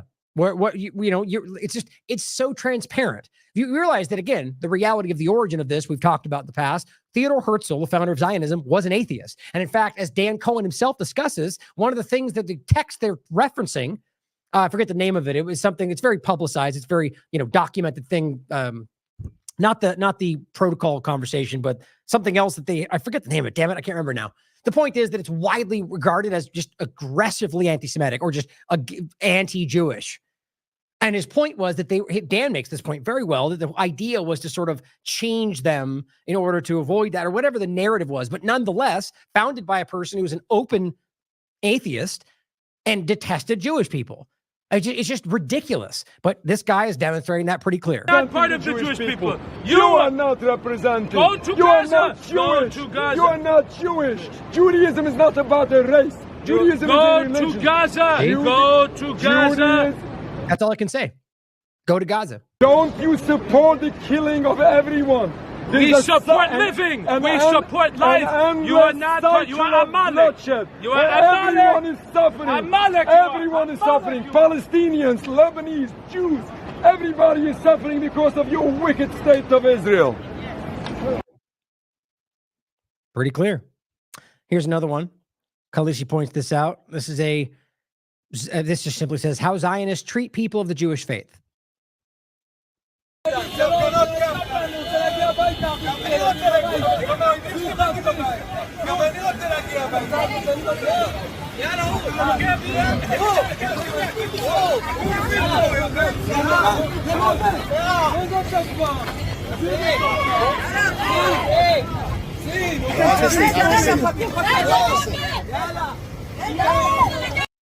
You get it. Now, obviously, the point is that they're protesting, right? But it's nonetheless the same point. We're talking about Zionists who are screaming and hurting Orthodox Jewish entities or rabbis in some cases.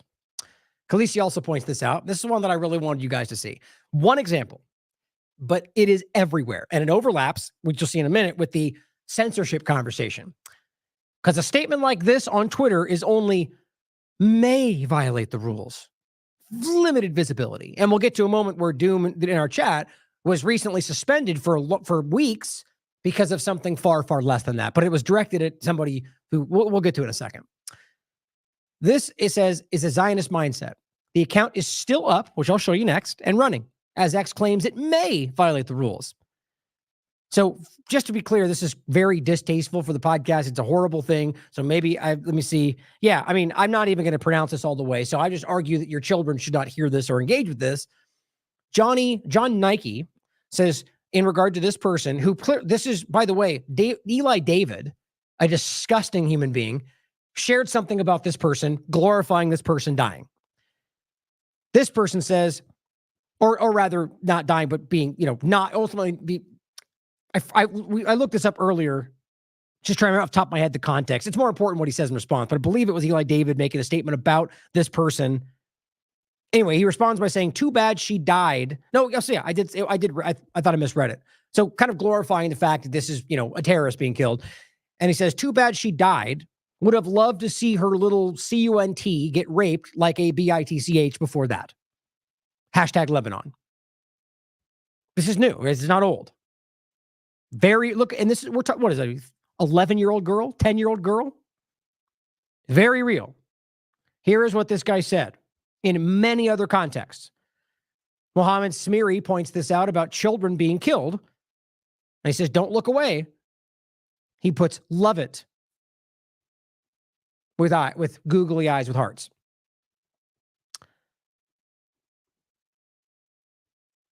Suppressed News says, "Hey, Israel, happy 6th of October anniversary." John Nike says, with this same girl, by the way, "Died like dogs, hashtag Lebanon." These are children. These are children.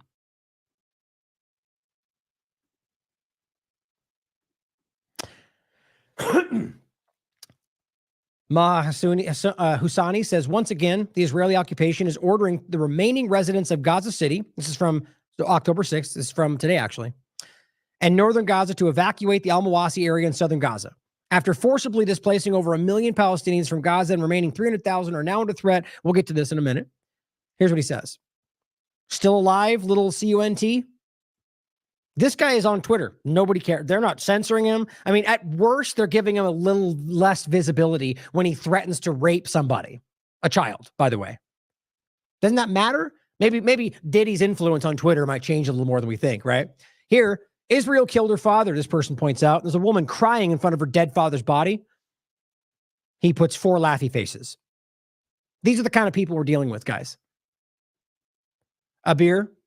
So just so it's clear, that is allowed on Twitter.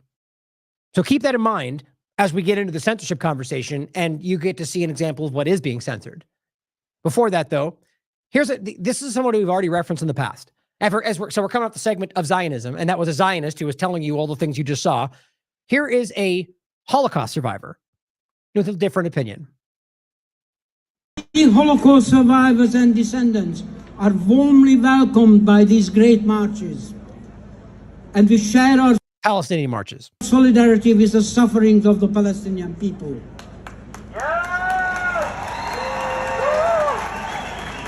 And so, at the same time, we oppose and disprove the other false claim that these great marches are no-go areas for Jews. See? Now, of course, he could be wrong, right? He could be misinformed. He could be lying. Except for the fact that he's surrounded by a whole lot of other Jews who said the same thing. And we've shown you countless videos of Jewish doctors, Jewish nurses, Jewish protesters, just all of them saying the same thing. Because we're being lied to. And that, by the way, has easily been debunked and proven. Or not debunked, but proven in 1,000 different ways, because we've already shown it to you. So at some point, you just have to acknowledge, which I think everybody already has, that it's obvious.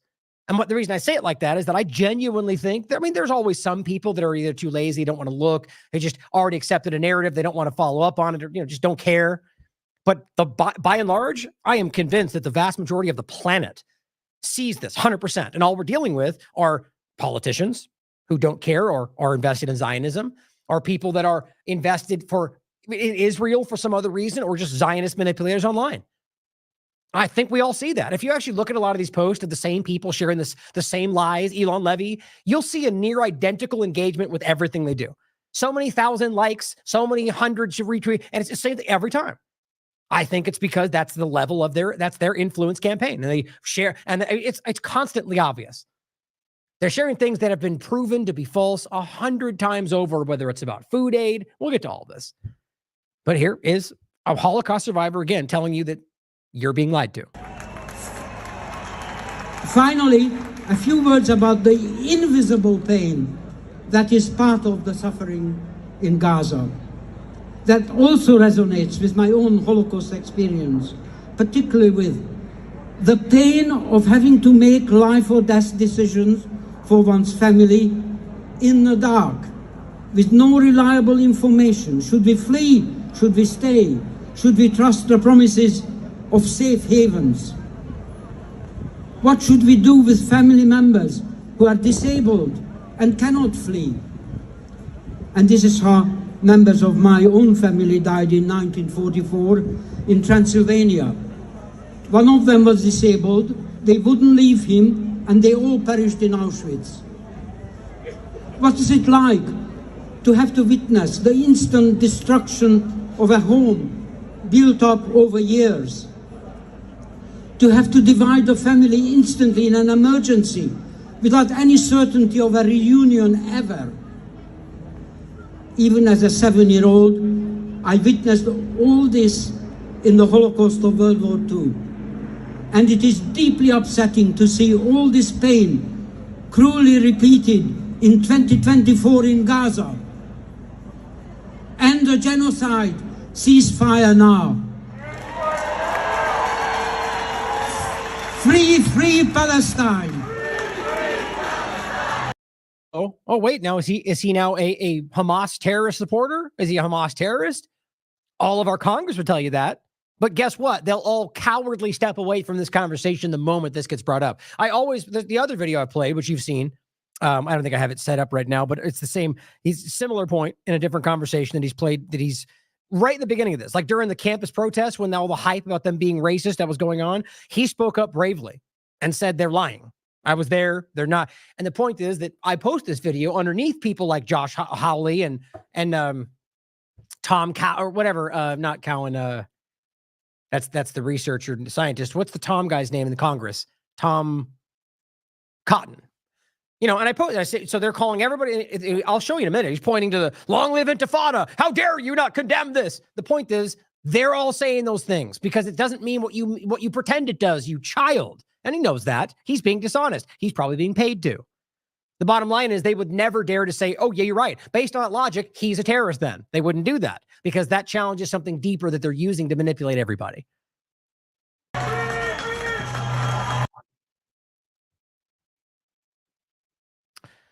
Here's another post from Torah Judaism simply saying, anti-Zionist Jews protested in Jerusalem to demand the release of Jews detained by Zionist prisons. Israeli police intervened harshly against the protesting Jews. Hundreds of anti-Zionist Jews are detained under harsh conditions in Israeli prisons. Hundreds. This is not a small thing. Israel arrests Jews and puts them in prison under harsh conditions just because they're against Zionism in the state of Israel. When are we going to start acknowledging this stuff? Now, lastly on the point of Zionism, Dr. Shiva said this. This is from August 14th. Trump and Musk are patriots. Patriots of Zionism. And he just simply highlights all the different images of them hugging and holding the hands of Netanyahu. I mean, I don't even think, is Elon Musk, is he Jewish? I don't even think so. Anyway, the point here, he is praying with Ben Shapiro. The point is that obviously these people, now look, you can practice whatever you want. I don't care if Elon is a Jewish person or if he wants to believe in Judaism, or my point is about Zionism and what Israel and the government committing genocide is influencing. Obviously, both of them. There's no question in my mind. But I wanted to show you this only because I just reached out to Dr. Shiva to set up another interview coming up in another couple of weeks, both because of the selection coming up, and it's an interesting time to reiterate some of the things he was talking about, but also because of this overlapping point. I told him that. I said specifically the overlap of Zionism with the election. I'm curious what his thoughts are. So look forward to that. Now, let's get into the two-party illusion part of this and censorship, the free speech conversation. Because right now you're getting this aggressive call from the right saying, it's Kamala will destroy free speech. If we don't vote for Trump, free speech is over, as they're literally trying to call for censorship around anti-Semitism. Like, it is truly insulting. And I think anybody with a brain right now can recognize that. Right now, the right is screaming about, I mean, I just showed you Josh Hawley screaming about why they're not censoring Long Live Intifada, which just means resistance. Revolution. You might as well say long live the revolution, right? From the American Revolution. The point is the same. You could argue that means bloody terrorism, or you could argue it means pushing back against an oppressive force. The bottom line is, what is he doing right there? He's demanding that this speech be censored or not allowed, which would lead to censorship. So if we're pretending, if anybody out there for 1 second is acting like only one side is threatening that, right, then you are lying to yourself or you're a dishonest person. I want to include this show from the 31st of August. Bipartisan digital ID and partisan managers circle wagons as the two-party illusion begins to break down. Because the digital ID is obviously bipartisan. Now, we've seen this circulating. All the people that you'd expect. He's saying, believe them when they tell you who they are, tyrants. Exactly. Believe all of them when they tell you who they are. All of them. But this person saying, Hillary Clinton appeared on CNN, which I'll play the clip for you, stating the control is slipping and calling for social media. Which here's what's funny about this. Who knows what my point? Look, Hillary Clinton's a monster. She should be in prison. This is one of the worst people I could possibly talk about. But the point is always told to be objective and what are they actually trying to say? Now, obviously, I think Hillary Clinton has designs like a lot of these oligarchs to control what you think and say and do. No question. But the way that this is being framed is funny to me because it's kind of like when Putin says, well, I guess I got to support Kamala then. And they all laugh after he says Biden calls on his allies to support Kamala. It was a joke. Now, maybe he still does support her. But the point was he was joking. And it was such a childishly obvious thing. He was making a joke because my point is he was trolling like he usually does our two-party illusion.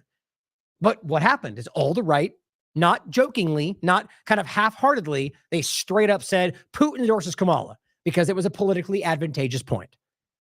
That's what they do. They lie. All of them, left, right, they lie to you because it's easy. Politics is that's what politics is. It's lying. My point is when this statement, she says we are, where was it? That hold on. It's not stated right there. It says, quote, we lose total control is what she says in this clip. So obviously she could mean that she's implying right now they have total control and that they might lose that, which is how they all want you to read it. But then how do you explain Twitter? If they have total control, well, then that doesn't make any sense. But you see, it's not about making sense. So if you listen to what she's saying, and I'm not even defending her, she's saying that we'll lose total control. Like she's just speaking improperly. And my opinion is that they'll lose. She's trying to say that this will get out of control. That is not to say that she doesn't have designs to control everything you do and live. But see, you don't need to use a misrepresented point to make something clear that we all effing know, that she's a monster that wants to control your life. I'm just trying to be objective, as we always should. That's why irritatingly objective is what we need to be today, because there's so much misinformation going around. But the point is, yes, that she wants to censor you. She wants to control your speech. My point is, so does the other side, or just your government.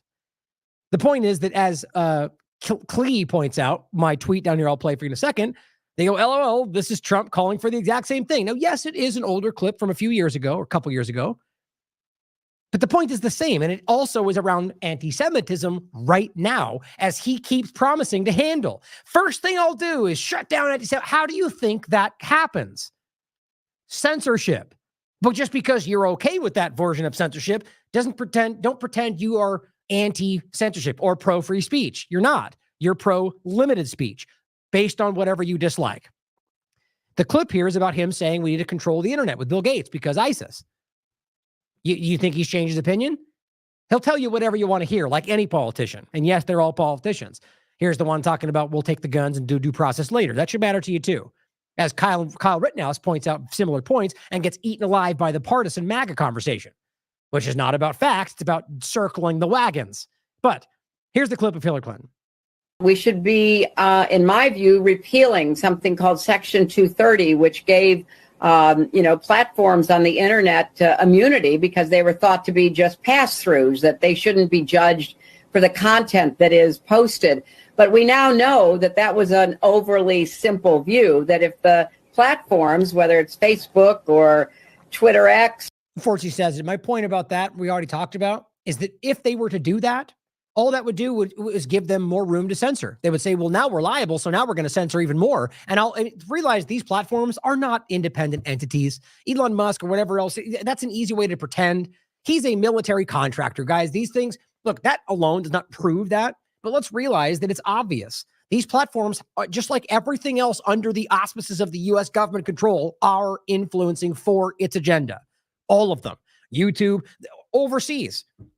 Using them to influence opinions and manipulate people's thought. It's what they're doing. Now, look, in regard to, let's just say Twitter, that's my opinion. But I think it's clear that, let's just even say before that it was clearly admitted that that was the case, right? Supposedly, Twitter files prove that to us, even though we already knew it. My point is it never actually changed. Whether you want to look at the partnership with GARM that never stopped, even though the lie was built, the point is it's the same thing. So, it's a government entity that is actively doing so. The point here is that Section 230 being repealed would simply allow them to pretend that now they're bound because we're responsible, but it's the same dynamic. It just gives them more leeway to censor bluntly.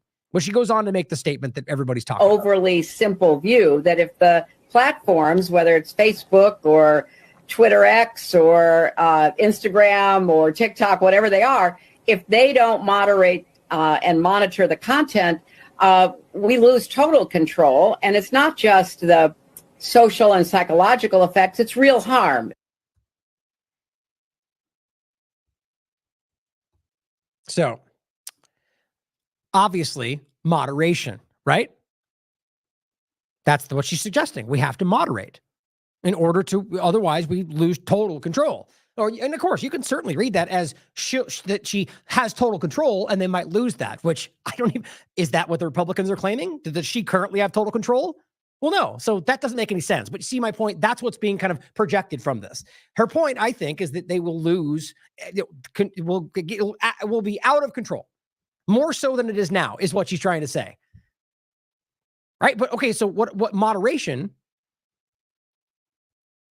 me grab this real quick. I was trying to do it secretly in the background, but I lost my thread of thought. Moderation is exactly what Yaccarino pushed forward and Elon Musk happily agreed with. So let's play that really quickly.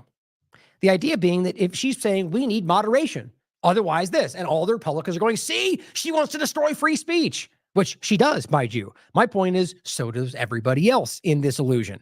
Here's Yaccarino proposing the exact same thing and works with the ADL. That's a public conversation. They've partnered with GARM, which they pretended they were fighting. I mean, guys, this is the machine.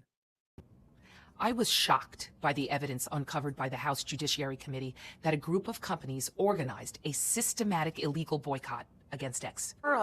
Remember, this is Yacarino versus Yacarino. So one thing was recent, then other ones are from when this first started. Open feedback loop for the advertising experts in this room to help develop Twitter into a place where they will be excited about investing more money, product development, ad safety, content moderation. That's what. Okay, so now wouldn't you go, okay, then there's the same thing? No, because, well, one's on the good guy censorship side, the other one's on the bad guy censorship side, right? We want the good guy AI and the good guy digital ID and the good guy technocratic panopticon, not the bad guy version. Understand? What the influence is. That puts your global town square, the one place that you can express yourself freely and openly.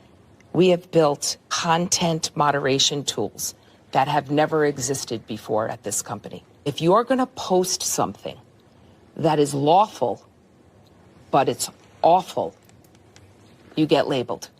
So suppressed, shadow banned, censored. As Sam Husseini clearly pointed out in our interview of the past, that is free speech. There's actually legal precedent that says both of those things are free speech. You can't have one without the other. They knew that. They just don't care. They're already censoring. So all they did was give themselves some kind of open gap where they can just act like, well, you know, and on top of that, they are also so bluntly censoring, not because it's illegal, but because they don't agree with it, because the ADL tells them to. That's not up for debate. At long-term risk. People are hurt when the marketplace of ideas is constricted. And we've introduced a new policy called freedom of speech, not reach. No small group of people should be able to monopolize what gets monetized. But more importantly, if you're going to post something that is lawful, but it's awful, you get labeled, you get de-amplified, which means it cannot be shared, and it is certainly demonetized. Right. So the special group deciding who gets money, well, that's them right there. So everything about what she's doing here is just gross, rank hypocrisy. They don't care. You know, and by the way, who gets to decide what's awful? Well, a very select group of people that is working with the ADL, as well as other groups. But let's not forget, in their own lawsuit, which I think was a complete facade around the GARM, they admitted that they had met or exceeded every requirement of GARM. And upwards of 87 to 90%, I think is what the number was, have complied with government censorship mandates. That's all on the record. But of course, the Republicans never talked about it. I wonder why. So back to the point. She's calling for moderation because bad speech. Well, guess what? Twitter is openly doing. It's amazing the lack of the blind spots of the partisanship. Now, here is Trump back from 2000. What was it? I forget the exact year, but it's not new, just so it's clear. But this is what he said. Because we're losing a lot of people because of the internet. And we have to do something. We have to go see Bill Gates and a lot of different people that really understand what's happening. We have to talk to them, maybe in certain areas, closing that internet up in some way. Somebody will say, oh, freedom of speech, freedom of speech. Yeah, don't let that get brushed off. Oh, freedom of speech. Guys, there is just, right now, we're going to go over something when it comes to Iran in a minute. There is no taking out of context here, okay? He says exactly what he means. Now, you could clearly, I'd be the first to point out that he is a blustering fool often, and he'll say whatever jumps into his head because he thinks it's going to get a clap because he's full of hubris. And just be clear, I dislike him and think little of him just as much as everybody else in politics. But the point is that he says these things. He means these things. Now, he may be saying it to get a clap and maybe doesn't do it, but doesn't change the fact that this is what he is pushing forward. And yes, has been clearly showing up to this very point that he's willing to do so if for no other reason than Israel asks him to. Break the law, censor you, take your guns away. But the bottom line is he's telling you right there that, whoa, someone's going to complain about free speech. Oh, I should have let it finish. Watch this. Say, oh, freedom of speech, freedom of speech. These are foolish people. Oh, so people that object about how that might be violating freedom of speech are foolish people. Now, even if you want to pretend that he means, well, ISIS is such a real threat because they're in, because that's what it was about, are radicalizing people online, that you think that's okay. So all you're admitting there is that you do have a line. You don't believe in free speech. You believe in limited speech, which, by the way, is pretty much everybody in the paradigm, left and right. They just don't like to admit that. Here it is. We have a lot of freedom. Somebody will say, oh, freedom of speech, freedom of speech. These are foolish people. We have a lot of foolish people. We have a lot of foolish people. We've got to maybe do something with the internet because they are recruiting by the thousands. That's not true. It's such a ridiculous lie. But on top of that, the point is that everyone he's calling foolish, predominantly Republicans. They just don't see it that way. Most of the left at this point, when he's saying this, are all about that, are saying, yeah, we need to restrict this and restrict that. Here we are. He called you foolish and you don't care. Here's Tulsi Gabbard doing the same thing. Hillary said, when you allow free speech, we lose total control. Well, that's not actually, you see, these are people who are trying, like, again, they both want that. But the way that they're trying to take this statement, which amounts to exactly what Yaccarino said, and turn it into some admission of how we lose our control over everything is ridiculous. Okay, Gabbard, are you suggesting she currently controls everything? I mean, I would agree with a large part of it when it comes to power of government to people, these oligarchs, but what about tech? What about Twitter? How's that work? People like Hillary Clinton, she says, and Kamala Harris do not believe in First Amendment because they see it as an obstacle to achieving their goal, total control. You see, she's deliberately misrepresenting the statement. The point is that it's exactly the same that's happening right now with the person you're literally standing next to, Tulsi. That's Elon Musk. They are doing it right now. But it's weird how you guys don't ever want to point that out. Does that mean, guys, anybody objective and honest, that should bother you. That you're being lied directly to by people acting like they're virtuous. That's frustrating. And again, she posts the same thing. How weird. Here's Donald Trump. Oh, weird. Nobody cares about that. Ian Miller or somebody else saying the same thing. Well, at least the anti-free speech extremists who run the Democratic Party are now openly admitting they want total control. You see my point? That's the whole conversation about this. Now, again, what's funny is, what do you mean they want total control? Her statement is we lose total control if we don't censor. So they don't want it. They would have it based on the logic or lack thereof that you're putting forward. You get the point. It's the same thing. This is partisanship. It's lazy. It is illogical. It is lacking base evidence, and it's both sides of it. And she points the same thing. So here, this is just a funny point as well. I hate this platform. I think it's ridiculous and terrible. But they say Hillary Clinton calls for social platforms like X to censor and monitor content, warning if they don't. Well, guess what? That's exactly what's happening on Twitter right now. You guys just are too childish to acknowledge it, I guess. But Tom Elliott points out, breaking. Now, forgive my sort of curse word for children listening, so earmuffs for half a second. He says, broke dick Twitter account takes interesting work from smaller accounts and pretends they're adding value. His point is he's the one that pointed this out exactly the way, and in fact, framed it correctly. Like actually framed it in a way that does give you the full context. So good on Tom Elliott for doing that. And they lie, they misrepresent it. So good on him for calling that out. But that's what this platform does, guys. It's like the People's Voice and all these, it's just, they are cartoons at the end of the day. But so here is the point we were getting at before. So are we really going to stand here and try to pretend that they're not actively calling for censorship for Israel? Or, excuse me, about anti-Semitism? I mean, look, even if you think there's just this rampant anti-Semitic thing going on, that's still free speech. You're allowed to say hate speech in any context. Hate speech is not a crime. Now, I'm right there with you to say in the things that I might deem in that category. I would say, well, I think you're a disgusting person. That's my right to say. But I would defend your right to say those things because that's what free speech actually means. So the interesting part is right now we can obviously see, now Twitter is one part of it, but it's important with how the social engineering is going. But that's Elon, that's Yaccarino. They're obviously I was going to say flamboyantly. It works, but, just very obvious, conspicuously doing that. And they're just like, that's okay, but this hypothetical potential thing she said is bad. Everybody be scared. We should be worried about both. Obviously the one doing it, but then bringing it to the government side of this. Both the Democrat Party and so your government, both sides of your government, or just your government, want to censor you if you are saying things bad about what they would frame as Jewish people, but really just any criticism of Israel and their government. Is anybody pretending that's not the case? Is anybody actually trying to say that's not real? Trump and the rest of them have been screaming about how they will handle this when he's in power.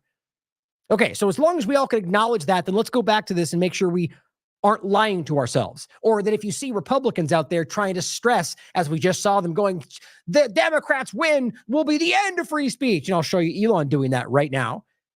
They're either too dumb to see that this is happening right now, more logically, they're a part of it. And all they want you to think is Democrat, bad guy, while we're doing the same thing. So you just want the Republican flavor of censorship. At least be self-aware enough to admit that. Now, here's the thing that he said. Oh, you know what? I've had this lined up. I might as well play it.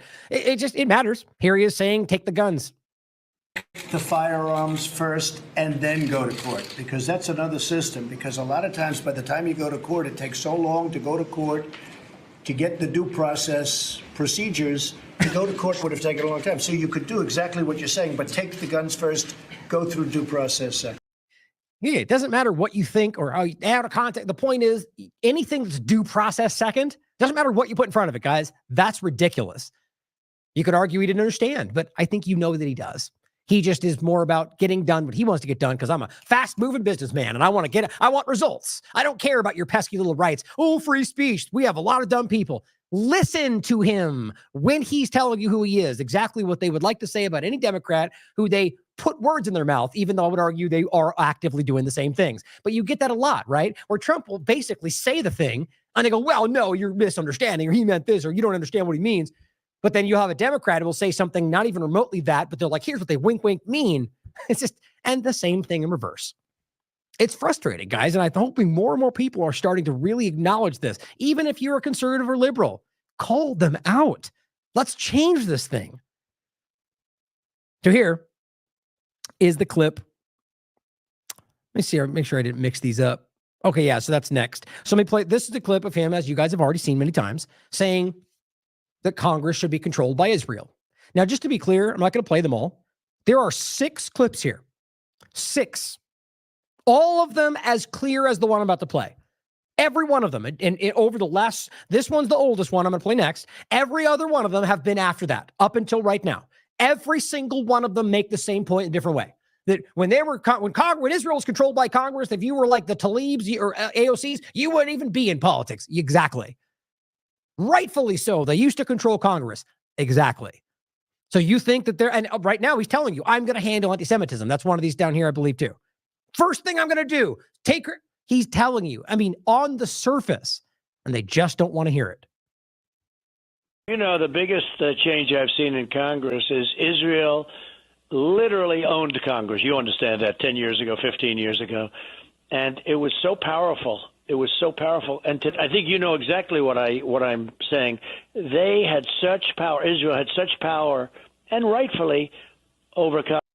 And rightfully over Congress. There is no misunderstanding that. Now, let's just say you think maybe he misunderstood, misquoted him, or it's a lie. Well, here are 5 other videos saying the same thing. Please make sure you share this, talk about it. And by the way, don't think it's only about Trump. Kamala is overtly supporting. They're all doing the same thing. I'm more worried about people who I think are being tricked into thinking he represents something different. Because I also think he is the selection of the illusion coming up next. My personal opinion. Either way, regardless of your position, these are facts, so that should matter. End of story. Now here is where we get into this overlap, which again, I 100% agree with Vanessa. This is almost becoming, now it could just be, it's like we watch the corporate media, and we talk about this, we talked about it a lot in the past, where once you see through it, it's like watching a cartoon. And I think more and more people are getting there. And it's also, honestly, the corporate media in and of itself is, I mean, they are become what we used to make fun of them as before. It's bad. But either way, my point is that this to me is embarrassing. I don't want to believe that everyone in this crowd is all just like, you can't, they're aiming at the lowest common denominator. It's childish the way they're speaking to you. It's like, it's the same way Kamala would speak to people. It's dumbed down. It's lacking substance. It's like rah, rah, we're going to America, jingoism all day long. That's what it is. Now, I'm not saying you shouldn't believe in America or believe in the Constitution or represent the flag. I'm saying what they're doing is a cartoonish version of it. And they're pushing forward these games. And in my opinion, I don't think either of them care at all about this. But we'll make some points after. Let's watch the clip first. And she says, I watched this SHIT and realize the disconnect from reality for huge numbers of Americans is almost insurmountable. Sadly, I agree. I don't want to believe that it's the majority, though. I don't think that. But I do agree it's a lot. She says Trump and Musk are de facto supporting carpet bombing of civilians across Middle East, but Elon puts a cap on and cheerleads America in a dystopia like lemmings. And she goes, yeah, Democrats, same SHIT before I get the usual idiots replying. So she sees it. It's not left or right. It's the same. It's all of it. But my point to what other people would point out is it's not just about the Middle East, though, to make this about what people might argue in this, who might believe in what they're putting forward. But I agree with her. This is the most important thing happening in the world right now. But it's also about other things going on domestically. It's about the idea of your free speech. It's about the idea of the digital ID. They're all pushing the same stuff, to which I'm sure Vanessa would say as well if she had, more characters on Twitter. Either way, it's important to recognize that this, I think, is about trying to bring you down to the level of just like, yeah, I believe in America and I believe in rights and I believe in, like instead of giving you substance, they're just going good things and you go, yay. And it's simple. And it's like the only reason we don't see it is because we're pretending that these are outsiders, these billionaire oligarchs. I mean, come on, guys. Says that's not it. Or was it right here? And American astronauts into space. Come here. Take over, Elon. Yes, take over. You just, I don't know. I mean, I'm sure I'm overcritical, but just it feels childish to me. That jumping up and down, I mean, it seems silly. Now, what makes it the worst to me is one thing he says in here, which I know you'll pick up on.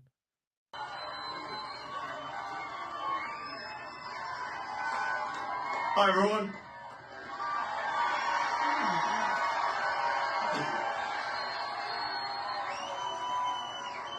As you can see, I'm not just MAGA, I'm dark MAGA. Which, by the way, I'm seeing all these people make a whole big deal about, which just seems stupid to me. Like people on the left are going like, dark MAGA, what does he mean? It's like, it's just so stupid. And there's the paradigm for you, all of it. Well, first of all, I want to say what an honor it is to be here. And, the true test of someone's character is how they behave under fire. I would agree with that. Now, he's obviously making a clumsy overlap to get into the shooting discussion because that's where they are right now. But if we actually take the analogy and recognize what it means, okay, when Elon was under fire, or the analogy being like in a tough spot around Twitter, well, they bowed and they censored and they suppressed. Okay, Trump, in 1,000 different ways, has fallen to the very deep state that you pretend he's fighting, whether it's assassinations in regarding Iran or continuing all of the wars they claim they were going to stop, or not locking her up, or talking about JFK or 9/11 or all the rest of it. The point is, in a tough spot, they caved. I'm sure people that want to believe in him would say something different.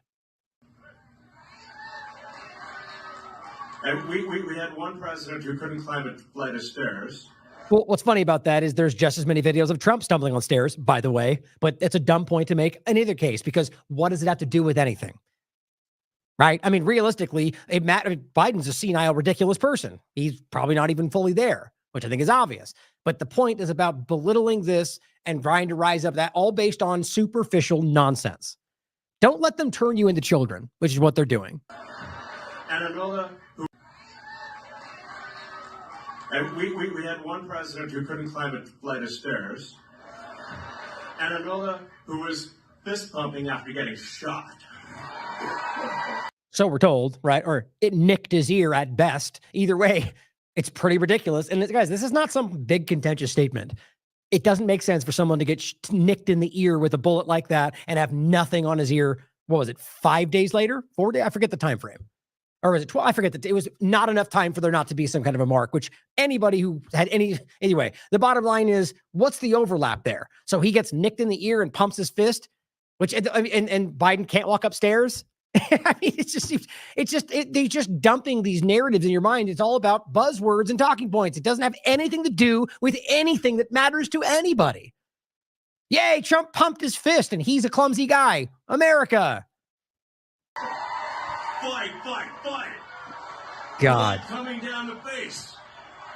I mean, am I crazy, or is the way he acts just seems like he's just juvenile? Like he's excited. Like I don't know. I'm overthinking it, but either way, just yeah, and blood and face and pumping. It just seems dumb to me. You tell me if I'm overthinking it, but to me, this stands out as worse than usual. Just it feels overproduced. It feels dumb. It feels like they don't believe what they're saying. America is the home of the brave. Yeah, right, guys, brave. You see what I'm saying?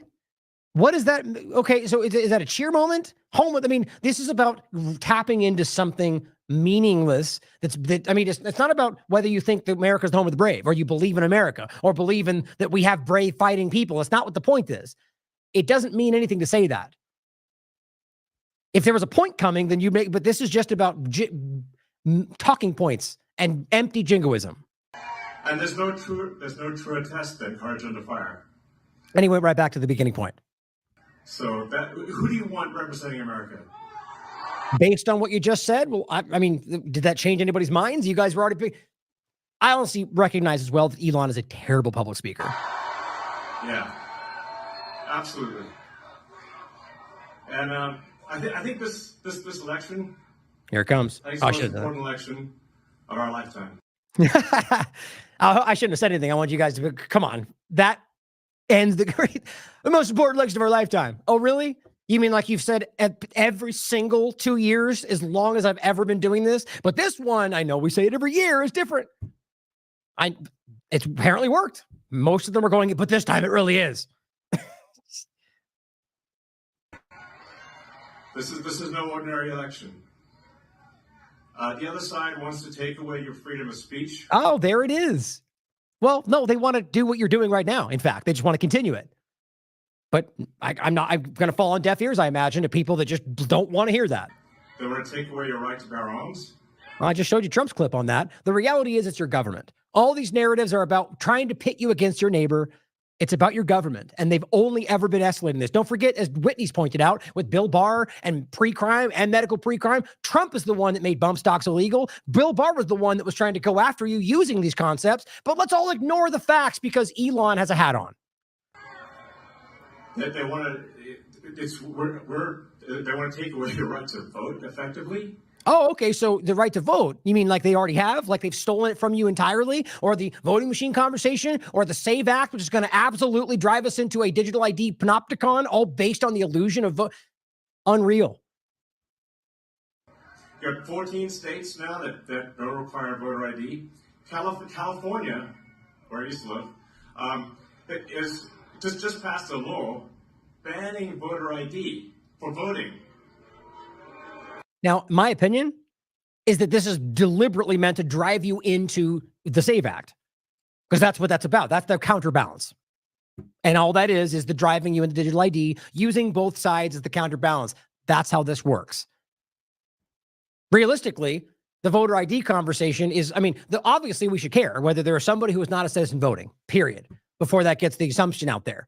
But my point is that they're using these false dichotomies to drive you into one very clear position. And it's working. I still can't believe that's real. So how are you supposed to have a proper election if there's no ID? God, he's such a bad speaker. And free speech is the bedrock of democracy. You're censoring people right now. And if people don't know what's going on, if they don't know the truth, right? How can you make an informed vote? Good point, Elon. But you're censoring people right now. You're hiding information that covers up Israel's genocide. You're actively involved with manipulations going on in Honduras, going on in Venezuela, going on with Iran. All of you are doing that. But we're not supposed to know that because you're censoring information. But let's keep aiming at the other side. We must have free speech in order to have democracy. That's why it's the First Amendment. In order to have democracy.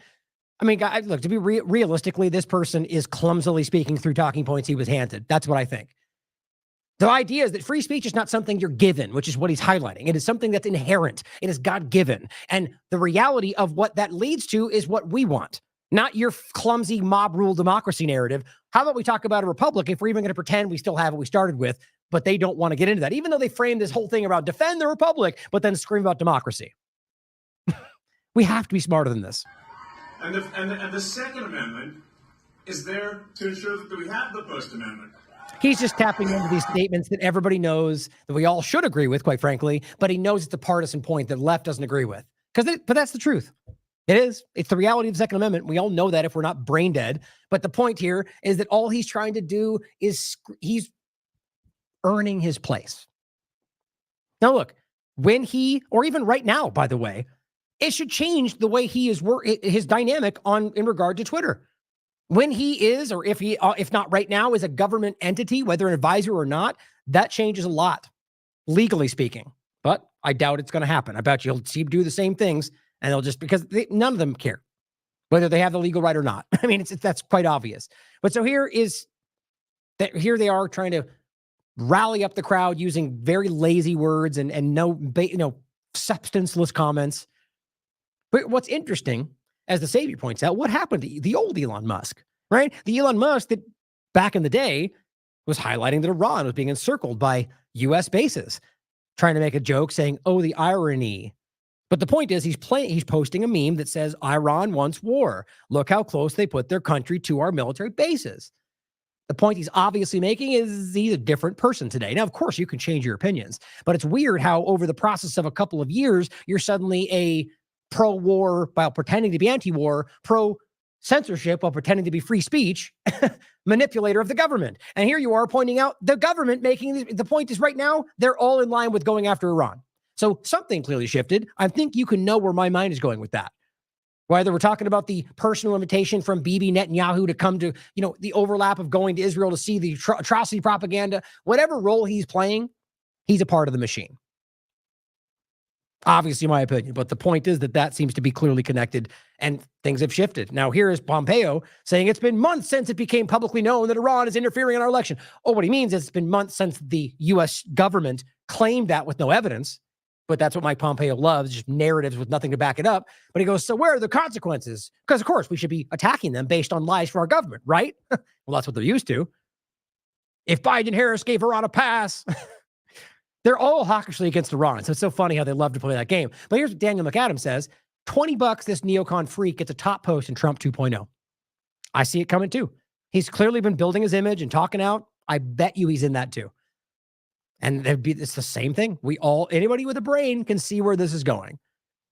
But this guy's, again, same point before. So he changed his image, Elon Musk, to this hat, him with the hat with the American flag. I mean, again, tell me if I'm wrong. To me, this is like a parody. I feel like he's making fun of you. Like, quite frankly, I've just stated exactly, guys, he's making fun of you. He is making fun of you. And you're out there cheering these people on like they're sent by God. They're going to save. He's making fun of you. I honestly believe that. This is stupid. And it's not because, bad America or that. I hate Trump. I just nothing to do with those things. And quite frankly, I love this country and I believe deeply in the Constitution outside of as always, the point is that my opinions of the reality of government, but within this construct, if we're forced to live within it, I believe in the Constitution and what this has been set up. But my point is, it's not about those things or the equal hate I have for all politicians. It's about the fact that this is childish. The flag in the background, the hat, I genuinely think he's making fun of you all. Because I don't think any of them believe half of the things they put out there. Or this, make America based again. Guys, he's making fun of you. I hope you can see that.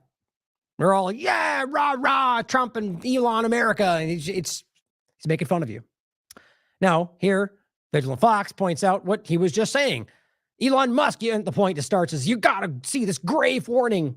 It's the same old dumb things you've been hearing from everybody. It's the same substanceless claims. Oh, man. Tell me that comes back. There it is.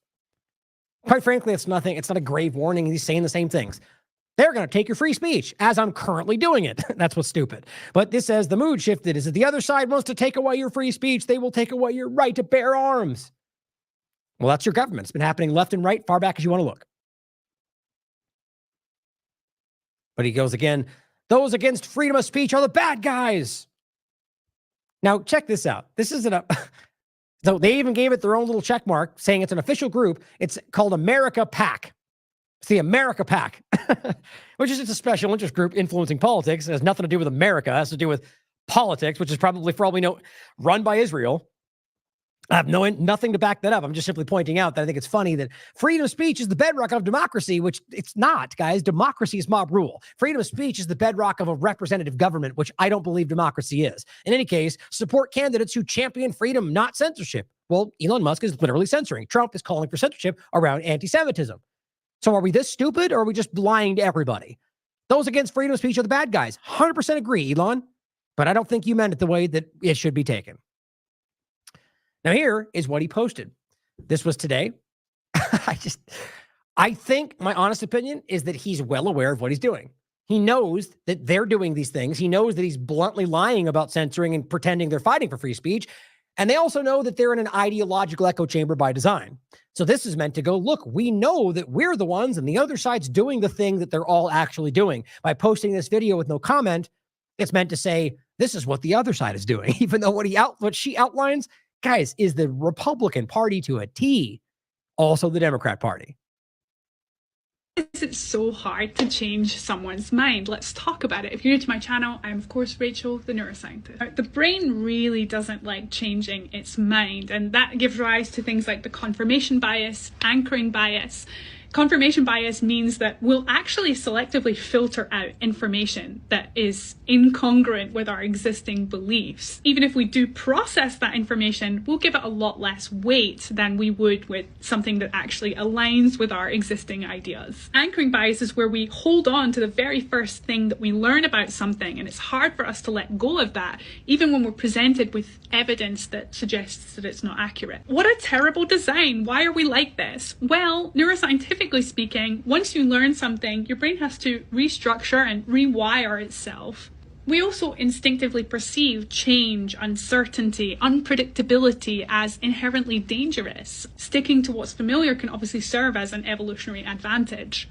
The last and perhaps more psychological component of that is that our ideas tend to be tethered to our identity, and the brain really doesn't like threats to identity. Your sense of self involves so many different structures, memories, processes in the brain. To rewrite that would be very complicated, and in the daily struggle for survival, potentially fatal. They know all of this, and they use these things actively against you.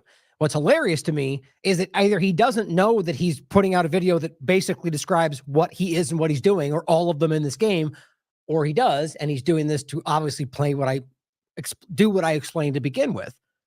But what's wild to me is confirmation bias. Guys, that's exactly why we do what we do. That's why we talk about question everything. That's why we discuss the irritatingly objective conversation, nonpartisan, actively questioning and challenging ideas. They don't do that.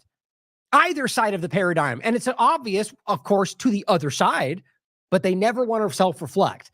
Or, you could talk about things in Haiti we just discussed, the lies about Venezuela. They're all still holding those same positions, despite the evidence that proved that even what they posted was false, not mistaken, but false, deliberately misrepresented. But look at what they're saying right now. They hold the same opinions. So it's an objective fact that they are exactly what she just said. And look, you could argue that maybe I am and I don't recognize it. That would make sense. We tend to not recognize that in ourselves. But my point is the same about what we're highlighting. Not an individual on Twitter or on whatever platform, but a government entity deliberately using these things to keep you in place. Like you're stuck in the mud. But Elon shared it, so he must be on the other side, right? Guys, we've fallen back into this, like, if they disagree, then it must be the opposite, like binary way of thinking, which is so lazy and easy to manipulate. But Elon said it, so he must believe it, right? Here he is going, the Democrat Party is openly stating they want to change the Constitution to end free speech. Again, okay, so first of all, John Kerry is saying if Democrats win, we can change the First Amendment to fight disinformation, which is selectively quoted. It's not exactly what he actually said. But the point, what it says here, our First Amendment stands as a major block. This you can watch the clip. It's in there. The point, though, again, to be clear, as I'm pretty sure whether it's anti-Semitism or anything else, they are censoring you right now, and they all plan to continue to do that. There's no question. So it's very dishonest for them to pretend like it's going to happen while they're currently doing it. They don't need to change the Constitution to simply not respect your freedom of speech. Secondarily, changing the Constitution requires some kind of legislation. Thirdly, you can't just change the Constitution if it's repugnant to your basically a law. I started off wrong. A law is not valid if it's repugnant to the Constitution, and that means the original Constitution and the Bill of Rights, which are the first 10 amendments. After that, which, by the way, if you remember, I made this point thousands of times, the first 10 amendments, if you make sure you look, none of them are repugnant or contradictory to the Constitution. Right? There's a reason for that. That's why they're valid. Mayberry versus Madison, I think it was 1898. I could be wrong on the date. The point is, they ruled, Supreme Court, that if it's repugnant to the Constitution, it is null and void. That's Supreme Court precedent. So today, for example, if they suddenly pass a law that says you don't have freedom of speech, it doesn't matter. It's repugnant to the Constitution, therefore it's null and void. That's not how the Constitution works. It is not a constantly evolving thing like it is in some cases, where you can add on new amendments as long as they're not repugnant to the original. See, this is the point. It's very simple. Because the idea is it's God-given, it's inherent. They were there whether or not they ever wrote it. So for him to say they're going to change the Constitution either shows that he has a fundamental misunderstanding or ignorance around what the Constitution is, or that it's advantageous for the current political situation. They're going to take it away from you. Now, look, I'm going to be clear about this. Both sides are already doing that. Both sides could make a law that says you don't have it. It doesn't change the fact that they can't do that. But to be clear, doesn't change the fact that they might still not try to use force to enforce it on you. My point is they're all still doing that to come back to the original concept. And you know that's true. This is just lazy. It's dangerous because what they're doing is trying to trap you into thinking you picked this future when in reality it's just your government playing the same old false binary game to trick you into it.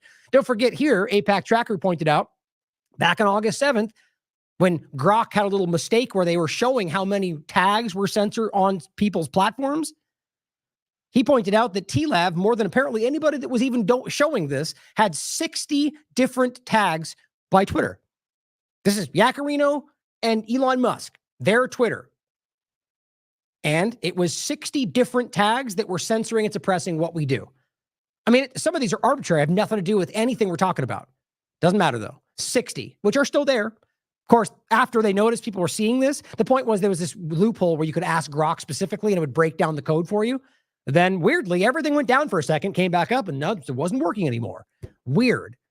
Of course, the point was, we all know what this is. They're censoring. We know that. It's not even up for debate. Now, here's some clear examples from right now. Mark Sliboda. Oh, hold on. I'm pretty sure I was following him. Huh. That's weird.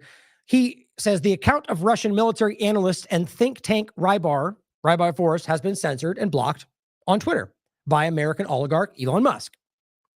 So here we have another account. I think this one was, I thought I grabbed it. Excuse me. Oh, I did. This is actually the tweet that I grabbed from Mark Sloboda. The point is we have this account, which is censored. Now, the point again is whatever you think about these platforms, it says your account is suspended. After a careful review, we determine you broke the rules. Here's what they wrote. Our account on X has been blocked. Overall, we didn't really believe that much would change under Musk. And the work of independent Russian resources and Western social media has always been subject to restrictions. However, it's interesting to observe how the public image of the Twitter CEO who speaks in support of free speech against the American deep state and the Democratic Party is at odds with reality. Because the truth, guys, they're censoring Israeli posts more than anything, but they're also censoring stuff. I've still seen things being censored around vaccine injury. I've seen things being censored like this around simply, Russia's not allowed to say what they're rather Russia commentary, like people about Russian discussions. It should matter. If you're an objective person, these things should matter. Or like this. Dr. Fidel Ream, who Dan knows, says Twitter removed this post. No, he posted these images first, and they deleted them. This is still up as of right now. Refresh just to make sure. So Twitter removed this post, but we will not be silenced. Enough with the killing. This is in Gaza, an airstrike that hit the Al-Amal Center for Orphans, where thousands of displaced people in Gaza City and northern Gaza took shelter. Women, children, elderly. These are children at an orphanage in the dark while they're sleeping, just bombed, while everyone's focusing on Lebanon. As Dan wrote, oops. What? There it is. He says, while Elon Musk and his legions of sycophants portray him as the savior of free speech, he straight up censors evidence of Israel's genocide in Gaza.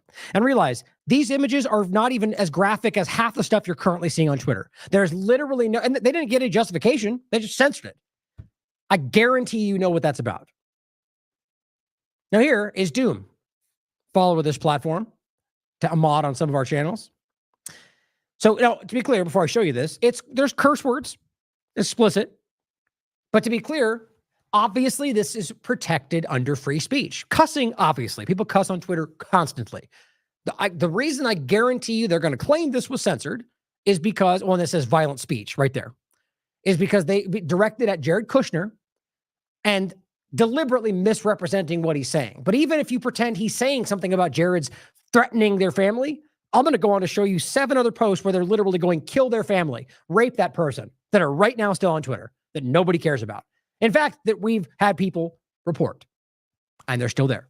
We've shown you the examples many, many, many, many times where you have the contradiction where it'll say, Muslim, Islam is the end of it, whatever, and it's completely fine. You simply remove that word and put Judaism, and it's censored immediately. If you're objective, you already know that. So here's what Doom said. Now, again, earmuffs for the children. I'm not going to curse, but it's written on the screen. It tags Jared Kushner because the point was Jared Kushner was discussing this about us going and fighting for Israel. And he says, F you, pig, effer, use your family to go die for Israel. Okay, so what they're trying to represent this as is he's saying, go kill your family. It's obviously not what he's saying. He's saying, F you, use your family to go die for Israel. We're not going to do that. But even if you want to pretend what he's saying, recognize the inconsistency here. Okay, here, just simply for the first part, just this person saying, F Palestine. Nobody cares about that, right? 1.8 million views, by the way. You say F Israel, it's being censored on this platform. Not, again, to be clear, it's not ubiquitous. It's not in every use. Some get removed, but the point is, it's obviously slanted without question. This one says, I hope you get raped by a pack of black people. Well, that's interesting. I wonder why that one's still up. I mean, some of these accounts aren't small. This one is, but some of them are not tiny. This person says, I hope they kill them and all those terrorist lovers. Talking about Palestinians. That's the conversation. How is that any different? Still there. Nobody cares about that. Here, this one, this is Solomon Ahmed pointing out how they're bombing Beirut. And they're calling it a limited operation while they destroy buildings and mosques and hospitals and schools right now, which again is absolutely happening right now. It's just Gaza 2.0. They're just switching right into the same thing. This person says, good. I hope they kill them all. Couple Israeli flags. You get the point? Obvious inconsistency, the double standard of everything the Twitter and Elon Musk represents. Then to this point, just to include this because I want to make sure you saw it, I did this this was yesterday that I put this up. Right now, Elon Musk is still using Authentics, an Israeli intelligence platform, to verify who you are for Twitter. And it says right here, not only, which by the way comes up automatically checked, by the way, if you don't look closely enough, I consent to X and Authentics using images of my ID and my selfie, and it says including extracted biometric data to confirm my identity for Twitter, even though they don't need biometric data to confirm your identity for Twitter. And even Twitter will say clearly in their own information, they don't need it. They don't use it right now, at least. Then why is Authentics taking it? And if you read their information, well, it says right there, may store it for up to 30 days. If you read deep into it's my opinion. And again, it's based on what their actual information says. And I already went over this, where Authentics is screaming about the digital ID, how this is the next thing we need to do.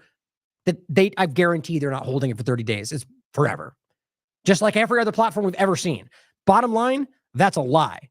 He told you when he got called out by Censored Man and plenty of others that, okay, we acknowledge it. We're going to switch to Stripe.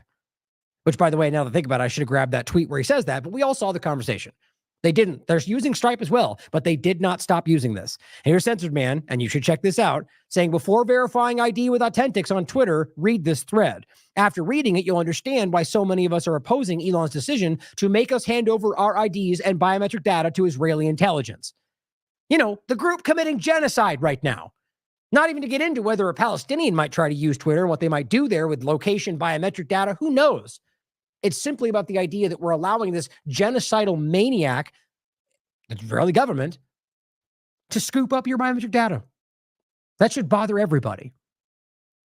So here we are, still doing it. Where are all the Republicans who care about that? But digital ID, Great Reset. I guess it only matters when it's happening from a Democrat, right? So here, I think this was just doing, I think I just pulled out twice on accident. So the same point, right? So here we are, we're talking about the idea of the Republican side of this, right? So they're saying the left is going to censor. Clinton wants total control. They're going to censor us all day long. We need to fight them all. We're never going to have an election again. Okay. So are we going to pretend, like I said before, that the Republicans are not actively calling for censorship around anti-Semitism? 6 videos right here where they're telling you that they're going to fight anti-Semitism. I don't know. What do you think? They're going to fight it with a gun? They're going to fight it with mean words? No, they're going to fight it with censorship because that's what this means. And you damn well know that. So here again was Josh Hawley literally screaming at this person about censoring Long Live the Intifada. How dare you not condemn they want this to be suppressed. So even if you disagree, even if you agree with that, if you can't acknowledge that that is the same thing from the other side wanting to censor, and by the way, don't forget the left is wanting to censor the same thing. That should bother a lot of people that are paying attention. But these are both Republicans sitting there screaming about censorship, and that's coming. Here is an overlapping point from Canada.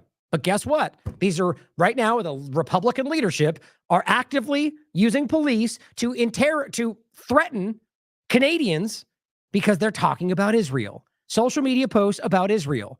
One's a lawyer about social media posts in Israel. You've been putting some things on your personal social media, literally saying you're walking a thin line or walking a line. So now think about how clear this is. This is what's going to happen here, and that's a Republican in this conversation as well. Or rather, excuse me, a right wing, whatever it's, I forget. I think it's whatever it is in Canada. The point is specifically the obvious reality of what we're talking about. Now here is Alex Jones saying, breaking, the Democrats have launched a new attempt to take me off the air and shut down InfoWars on October 18th. The deep state is openly planning to trigger a civil war if Trump is reelected and wants my show off the air so I can't expose their plans. Yeah, who knows? Maybe. I just think it's ridiculous. It's just a cartoon, in my opinion. I mean, at the end of the day, as somebody rightfully points out here, well, don't you have a home office? Can't you still broadcast? Yeah, you really can, just like we're doing right here. So it's not really about I'll be unable to show you what's going on if they take this down. No, you absolutely still can. You still and just like last time, and again, just to be clear, I would also, regardless of how much I completely see this person being a manipulator, that I would still defend his right to say whatever and not be censored regardless. Because that's the line you have to take. Just like I said with Sandy Hook, what they did to him was persecution politically, whether or not I agree or disagree about whatever he's doing. The point is that this seems like a ridiculous thing to say right now, when anybody who's paying attention can recognize that they're all playing the same game. They're all leaning in the same direction. Digital IDs, board, we've already gone over all of it. And what I think was, I forget who said it, but the bottom line is that they're screaming about going after Iran. Guys, that's a deep state agenda. If we're going to make a point about this, it's ridiculous that we can't recognize that we're just blindly going along with a deep state. They've tried to assassinate Trump. Well, what do you think Mike Pompeo is? Is he part of the good guy team? I thought that already got exposed during his last administration. Now, Pompeo's the one saying, go after Iran. And they're like, yeah, Iran, bad guy. Even though Elon was 30 seconds ago saying, look at them surrounding Iran. The point is, they are the deep state, or simply your government. They are what you pretend you're fighting. And here he is saying, we have to get Trump elected or the deep state's going to create a civil war. Like, to me, it's just cartoonish because it is the same thing. That's the point, is that it's not two entities fighting for power. I'm sure you question me. I want you to look deeper into this because the reality becomes so shockingly obvious. And then the idea of just him they're going to shut me down so I can't expose their plans. Well, isn't that what you're doing right now? What do you got, some secret document that shows the plan? Then why wouldn't you release it now? Come on, guys. We know we're smarter than this. And a couple of the points about censorship, which again is all completely around Israel, which is what Alex Jones, the rest of them will just completely avoid. and talk about globalism, even though Israel represents the most obvious entity within that right now, but we won't talk about it though, because obvious reasons.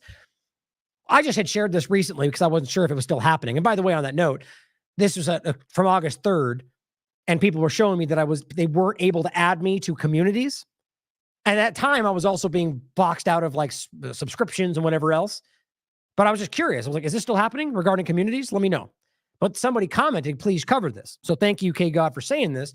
Rachel Blevins she got her entire, I've actually been seeing this a lot, but let's be clear. First of all, Twitter or YouTube is ridiculous. They censor constantly. So it's not unique or new that YouTube is doing this, but it does matter to me that it seems to be surging and it seems to be tailored or centered around Israel. She says it just removed her entire channel, claiming that she violated hate speech policy, of course, again, which is not a crime. 8 years of tireless work she put out, 63,000 subscribers. Man, again, I was just taken down with over 100,000. And she's, I know it doesn't come as a surprise, but she's devastated. And rightly so. It's a hard thing to see that happen, even if you know it might be coming. And I love Rachel's work, by the way. I've been on her show recently. But it says, my last video I have a clip of him coming up in a second with Saeed Mohammed Marandi. That's what it's about, guys. Hit 100,000 views in 12 hours. A new record for her channel. See, that's what they want to stop, is that viral moment. And she says, joining the special club with Mark Swoboda, we just talked about that, Glenn Dayson, DD Geopolitics, and Dave TLAV, of course, who have challenged the U.S. narrative on Ukraine and have been deleted by YouTube. Now, what she's talking about, by the way, is about the overlap of Iran and Israel, and that's my point. Hate speech. Here's another example. Scott Ritter, which is only a minute long, Casey Wright shared this. YouTube apparently has like this.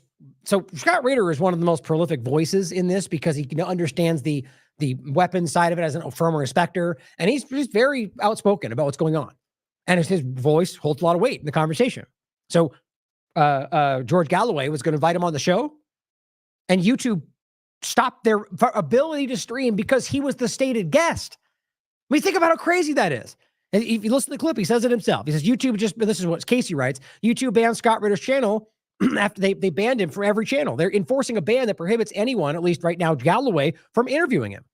That is wild because at the end of the day, that's based on what? His name and the title? I mean, guys, it's crazy. They're in desperate cover-up mode or just desperate deflection mode. There's no covering this up. And I am convinced this is about what's going on with Israel and their genocide. And I mean, literally Israel pulling every possible string, even as it exposes itself to pull those strings. It's a downward spiral. I know you see it. And just last point on Twitter, on YouTube, I just thought it was interesting. I just glanced at what was trending. I care so little about YouTube today. In my opinion, it is a dying platform other than cat videos and nonsense. And I think we all kind of sense that because they started pushing out everybody that built what this platform was. But look at what's trending. Exactly what I'm talking about. Stupid, meaningless, which, you have fun with it. If you want to look at these videos, I'm not complaining or belittling that you may like these videos. What I'm saying is it's funny to me that this is what it's become. But what I found interesting is right at the top, standing out, which is rarely the thing, is all about North Carolina, just below all of the cake and cat videos and whatever else. But to me, it doesn't mean therefore it means that, but it signals that that's part of an agenda right now. That's why they want that up trending. Just my opinion, but we should never assume because it's there, therefore like I said before. But I just found that fascinating. Now, to overlap with that about the White House or just politics in general in this country and the world, Glenn Greenwald points this out. And I want this to reflect on the idea of Trump and Elon and their uncomfortably close overlap with Israel. Same with Kamala Harris. He says, through some remarkable coincidence, the White House official who is currently running U.S. policy toward Israel, and he adds, while Biden sleeps and drools, and an Israel-born, while he sleeps and drools, an Israeli-born former IDF soldier. That is who's currently running U.S. policy regarding Israel, an Israeli-born former IDF soldier. How is that even possible? Think about that for a second. It was a Chinese-born American citizen? Would we allow them to be? How does this make sense to anybody? It says, and the U.S. Think about this, actually. Well, I guess it makes more sense if it was the Republican Party, because the idea being that the point would be, if we're worried about outside foreign influence It's interesting that we never seem to care about that overlap. It should matter whether it's the UK or anybody else. Brian Mast wearing an IDF uniform or a UK uniform. It matters, though, no matter what foreign entity it is. And he adds, and the U.S. face of reporting on Israel is also an Israeli who was in the IDF until last year. That's Barak, or was it Ravid?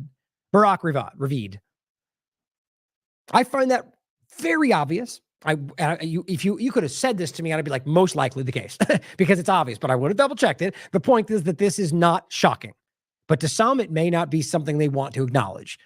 Michael Tracy points this out. Same point from before. It's not left or right. It's the whole damn thing. He says it will shock you to learn that both Senator Bob Casey, a Democrat, and GOP opponent Dave McCormick declared at their debate that there is no red line that they would not cross in support of Israel. It's a weird way to say that. The point is there's no red line. There's nothing that would stop them from supporting Israel. I keep showing you this. This is not an accident. The same thing that clumsy John Fetterman would say. They've all said it. No conditions, no red line. They're saying we don't care about genocide. We're either compromised, threatened, or Zionists, or whatever you want to go. The point is how you can get away with saying that. I don't mean get away with, but like these are people running for office at a time when it's obvious the vast majority of Americans of the world see this. And their stance is no red line. And the point, well, guess what? There's no other option. So guess what? Well, lesser of evils. There you go again. How about we ask for the non-genocidal candidate? Where's that person? Not on the stage. Illusion of democracy, illusion of choice. Here's AIPAC again, proudly going, 97% of the ones we backed won. Yeah, saying the quiet part out loud. And I'll include these shows we've done in the past. The Israeli election interference and psychological operation industrial complex. And that's just simply the reality of how this is an Israeli asset was proven by even The Guardian, who is influencing elections around the world. And even he says 26 presidential elections they've influenced. They've got 30,000 strong bot farms they're using to influence conversations. This is Israel doing this. It's not a secret. It's right on the surface. And we somehow act like it's either racist or not there. As well as the overwhelmingly obvious infiltration of U.S. tech by Israel. And in light of the recent pager attack in Lebanon, that should scare a lot of us. And I go over this. We go over not Carbine. We go over Comframe, which Whitney wrote about in an article for TLAV. And just how alarming it is, how clumsy it is.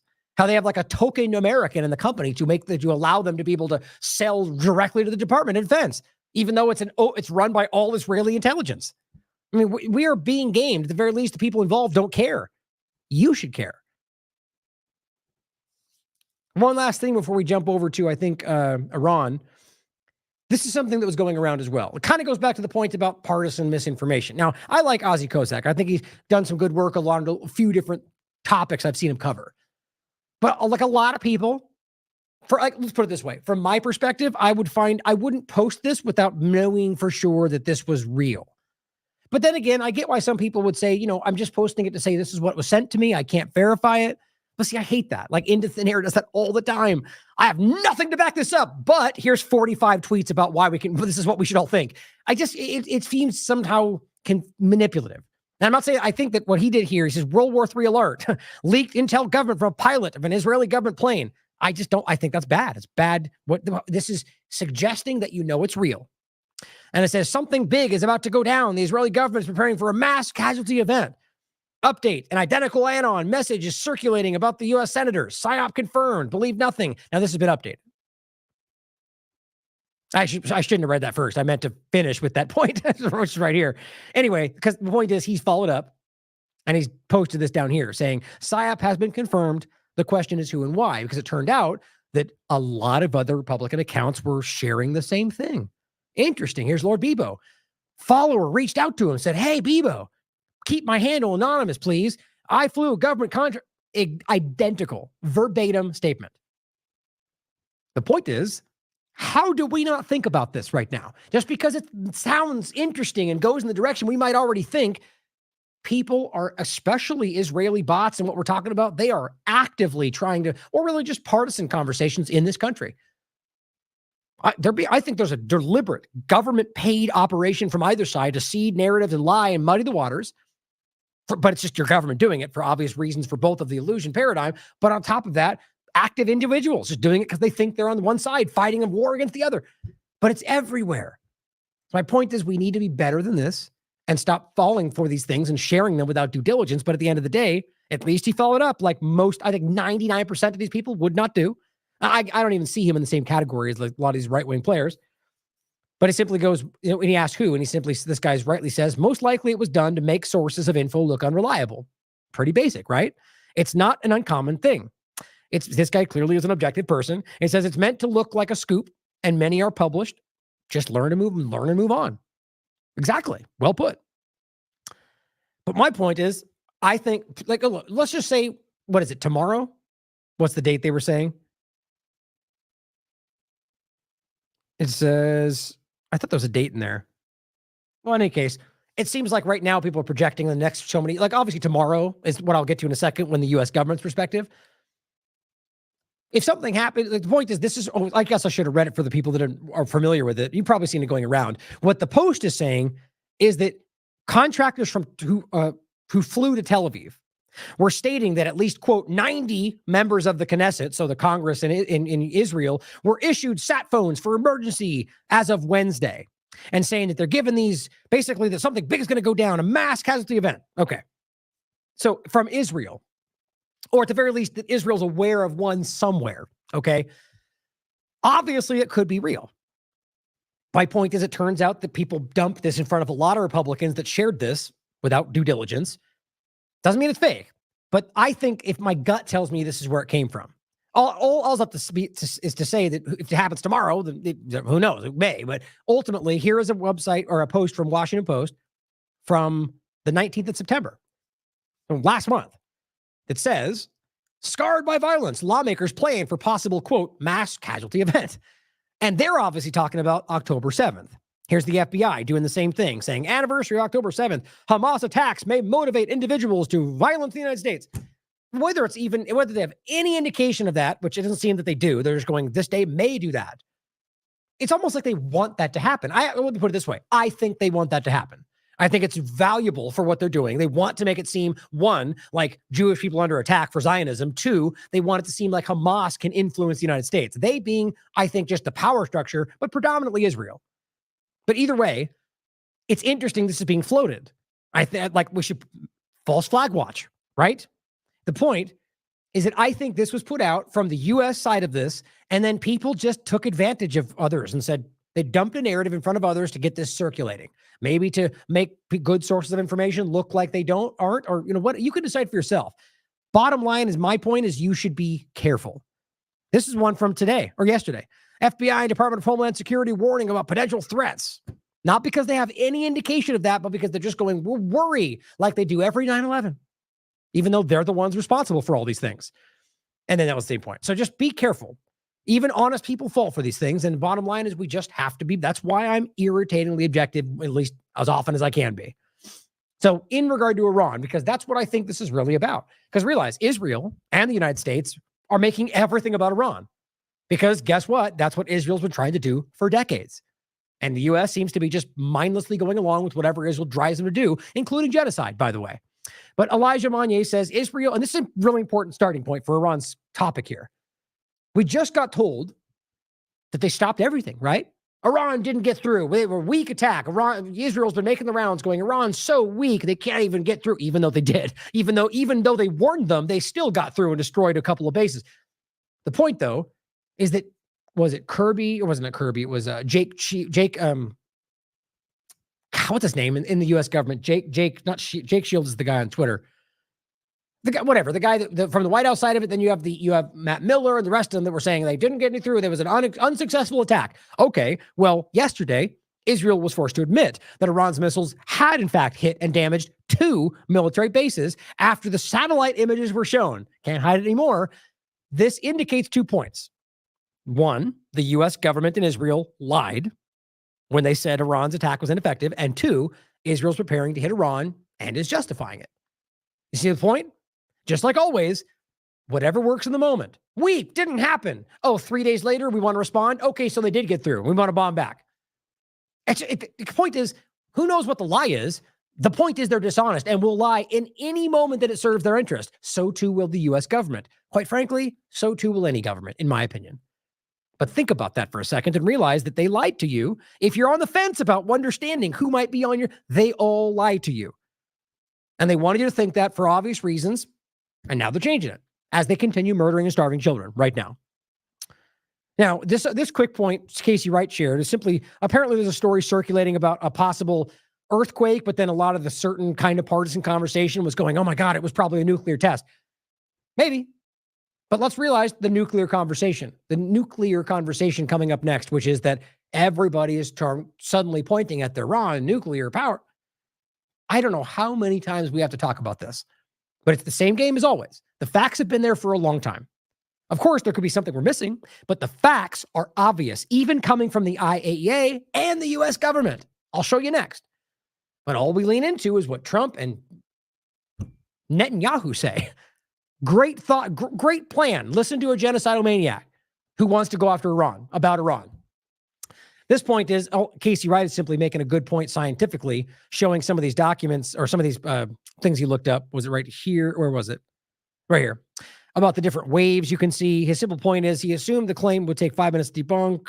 He says the earthquake in Iran was 4.1 magnitude. Turns out the nuclear tests consistently register 4.5 to 6.1. This is according to a seismology lab at Berkeley. But he goes on to say that the main difference between the natural earthquake and a nuclear test is the type of waves. His point is that you can see the earthquakes dominated by S waves, nuclear tests dominated by P waves. The seismograph from Iran is dominated by S waves. Seems pretty simple. And you can look this all up for yourself. It's all documented. Maybe there's a reason they hit it, right? There's always an opening possibility. The evidence points to the fact that it was simply an earthquake. The point is, partisan narratives jumped on the opportunity to say Iran's secret nukes because they want you to think that because Israel is trying to make this case right now. So let's talk about that, okay? So here is the October 5th article saying Israel's preparing a response to Iran attack as October 7th anniversary looms. Okay, so it seems Israel's the one trying to drive in an October 7th event, right? As usual. But they're saying Israel's preparing a response. Well, Iran, as I was going to show you here, has recently locked down their airspace. And even then, people are making that out to be some kind of an indication that Iran is going to do something. Guys, let's be clear about the reality of the legal dynamic, which is that Israel is the one breaking the law in every possible part of this conversation. On top of that, that they are the ones that keep killing civilians and bombing individual, whether it's assassinations that are, whether you want to, whether it's the Hamas leader and you want to call them a terrorist, if you are recognized, Israel funds that group, or we're talking about people that are not terrorists, whether it's Soleimani or Nasrallah, who are not. Israel has continually proven themselves to be the one that are almost deliberately trying to break the law. So all that together shows you that they're preparing a response, even though Iran said we're going to do this, gave them a warning, allowed them to potentially stop all of it, but they didn't anyway, which is probably embarrassing for them. And now they want to just do it back because they're a small, childish entity, right? They're the child in the room. They're a sullen child that is pushing back because they don't know what else to do. So it should worry you, as Greg Stoker points out, U.S. Central Command commander just landed in Tel Aviv. I don't know how many more examples we need to recognize this. Your government is committing genocide. He says, can't believe we're starting World War III over a stupid, violent, narcissistic little colony. He says, can we fix North Carolina first? Clearly not. Now, here's just the post from October 16th. CENTCOM commander arrives in Israel. It says, Tel Aviv. Oh, wait, this is the older one. Damn it. Well, in any case, the bottom line is the leadership is in Israel. And I already made this point about this going back a long time ago. Remember, I told you there was a 3-star general who was, this Axios reported this, who was helping organize what they were going to do next. And this entire time, they act like they don't know what's going on. We're not involved. And you can prove that they've got people in the command room. It doesn't matter because they're all part of some massive lie. Now, I want to make this as clear as possible because it seems like there's a massive denial going on around this conversation. Because we got to pretend that Trump's the anti-war candidate, right? Even though that's stupidly, obviously not the case. 2 times in the last 3 days, Donald Trump has publicly, without question, advocated for bombing Iran's nuclear facilities. Now realize we're talking about civilian nuclear power, not nuclear weapons. Now, of course, I could be wrong. But all of the evidence, including from your government, says the opposite. I'll show you next. But let's clearly point out that Trump is advocating without question that that's what Biden should do. And that because he doesn't, he's being weak. Israel should not target Iranian nuke facilities. What are your thoughts on that? What should Israel respond? I mean, that's the craziest thing I've ever heard. It's the biggest risk we have. The biggest risk we have is nuclear. So craziest thing I've ever heard, without question, implies that Israel should bomb the nuclear technology. And he's criticizing Biden for saying they shouldn't. I mean, to make the statement, please leave their nuclear alone? Yeah, see, right there, he's playing on your ignorance. He wants you to think weapons. The State Department has said that's not true. The International Atomic Energy Agency has said that's not true. But that's what he does. He's either, as usual, being misled by the inner circle, just like his last administration, or he knows he's lying to you. Either way, it should make you very uncomfortable. I would tell you that that's not the right answer. That was the craziest answer. Because you know what? Soon they're going to have nuclear weapons, and then you're going to have problems. So if you listen to that one alone, you might pretend the last part is like, well, and this is what Trump loves to do. He gives you an out. He didn't say they should bomb them. Well, yeah, he actually did if you just listen to the way words work. But because he didn't deliberately say explicitly bomb it, people just want to pretend. It's very childish, if you ask my honest opinion. But he said it again. I asked him, what do you think about Iran? Would you hit Iran? And he goes, as long as they don't hit the nuclear stuff. That's the thing you want to hit, right? Oops. Yeah, exactly. Now, if anyone is still trying to pretend like he's not advocating for that, you're a dishonest person. Or I mean, I don't know how you could actually pretend. Like, that means you're choosing to pretend he didn't say that, which is simply dishonest. I said, I think he's got that one wrong. Isn't that the one you're supposed to hit? I mean, it's right. So let's start a nuclear disaster because bad guy. Like, you have to realize how childishly stupid that is. Like, does he really not understand what that means? Did we not forget about the Zaporozhye power plant and how everybody was losing their mind about Russia bomb, even though that's not what was happening? And then the moment Russia took control of it, Ukraine started bombing it. Nobody talked about it. Like, it's so much dishonesty. You're talking about bombing, and even if it's a civilian nuclear power plant, something that could cause a nuclear disaster. Didn't you just get done telling us how you want to fight for the Iranian people? Well, clearly not. Either way, my gut actually tells me that I don't think he would advocate for this while in president. He wants to make Biden look weak, so he's saying the opposite. But let's realize that even if he doesn't mean it, that's a very dangerous thing to say because Israel's listening, and they do want to do that, and they will. We got to stop pretending like these people are not very dangerous or just irresponsible. It's the biggest risk we have. No, it's not. Nuclear weapons, the power. Yeah, they don't have any, and they're not the risk that you're talking about. The risk we have more than anything in the world is Israel. If not that, all of the terrorist groups that you guys have created that you pretend aren't there. Nuclear weapons, the power of weaponry. You know, I rebuilt the entire military, jets, everything. I built it, including nuclear, and I hated to build the nuclear, but I got to know firsthand the power of that stuff, and I'll tell you what. Yeah, he's the one that drove us into the tactical nuke discussion, which is driven by Israel as well. And we're talking about, we've seen examples of these tested. Many people think Beirut, the big explosion before this started, was one of those. But we've proven in the past, even human rights groups, that they have used nuclear tactical nukes in Gaza, in Palestine, in places where nobody's looking. And again, tactical. We're talking about things that are not, and people have tested for this. We're actually going to get to a point in a minute where we're showing Israel's currently using depleted uranium in Lebanon right now. It shouldn't be shocking to you. The U.S. government gave them to Ukraine. They've been doing it for a long time, even though it's shockingly illegal by everyone's account. We have to be totally prepared. We have to be absolutely prepared. But when they asked him that question, the answer should have been, hit the nuclear first and worry about the rest later.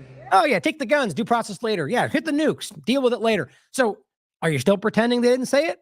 Is it out of context? No, it's exactly what he said. So, the International Atomic Energy Agency has said repeatedly, and I've talked about this forever, has consistently monitored and verified Iran's nuclear program, and its findings do not indicate that Iran is seeking to develop nuclear weapons. Now, it says lack of evidence. According to the IAEA, ongoing inspections and monitoring, no evidence has been found to prove Tehran is pursuing a nuclear weapon. Now, they obviously say they don't. You could argue they're lying. It's a religious fatwa. They do not believe that they should be allowed to do that, so they don't. History has shown that they haven't.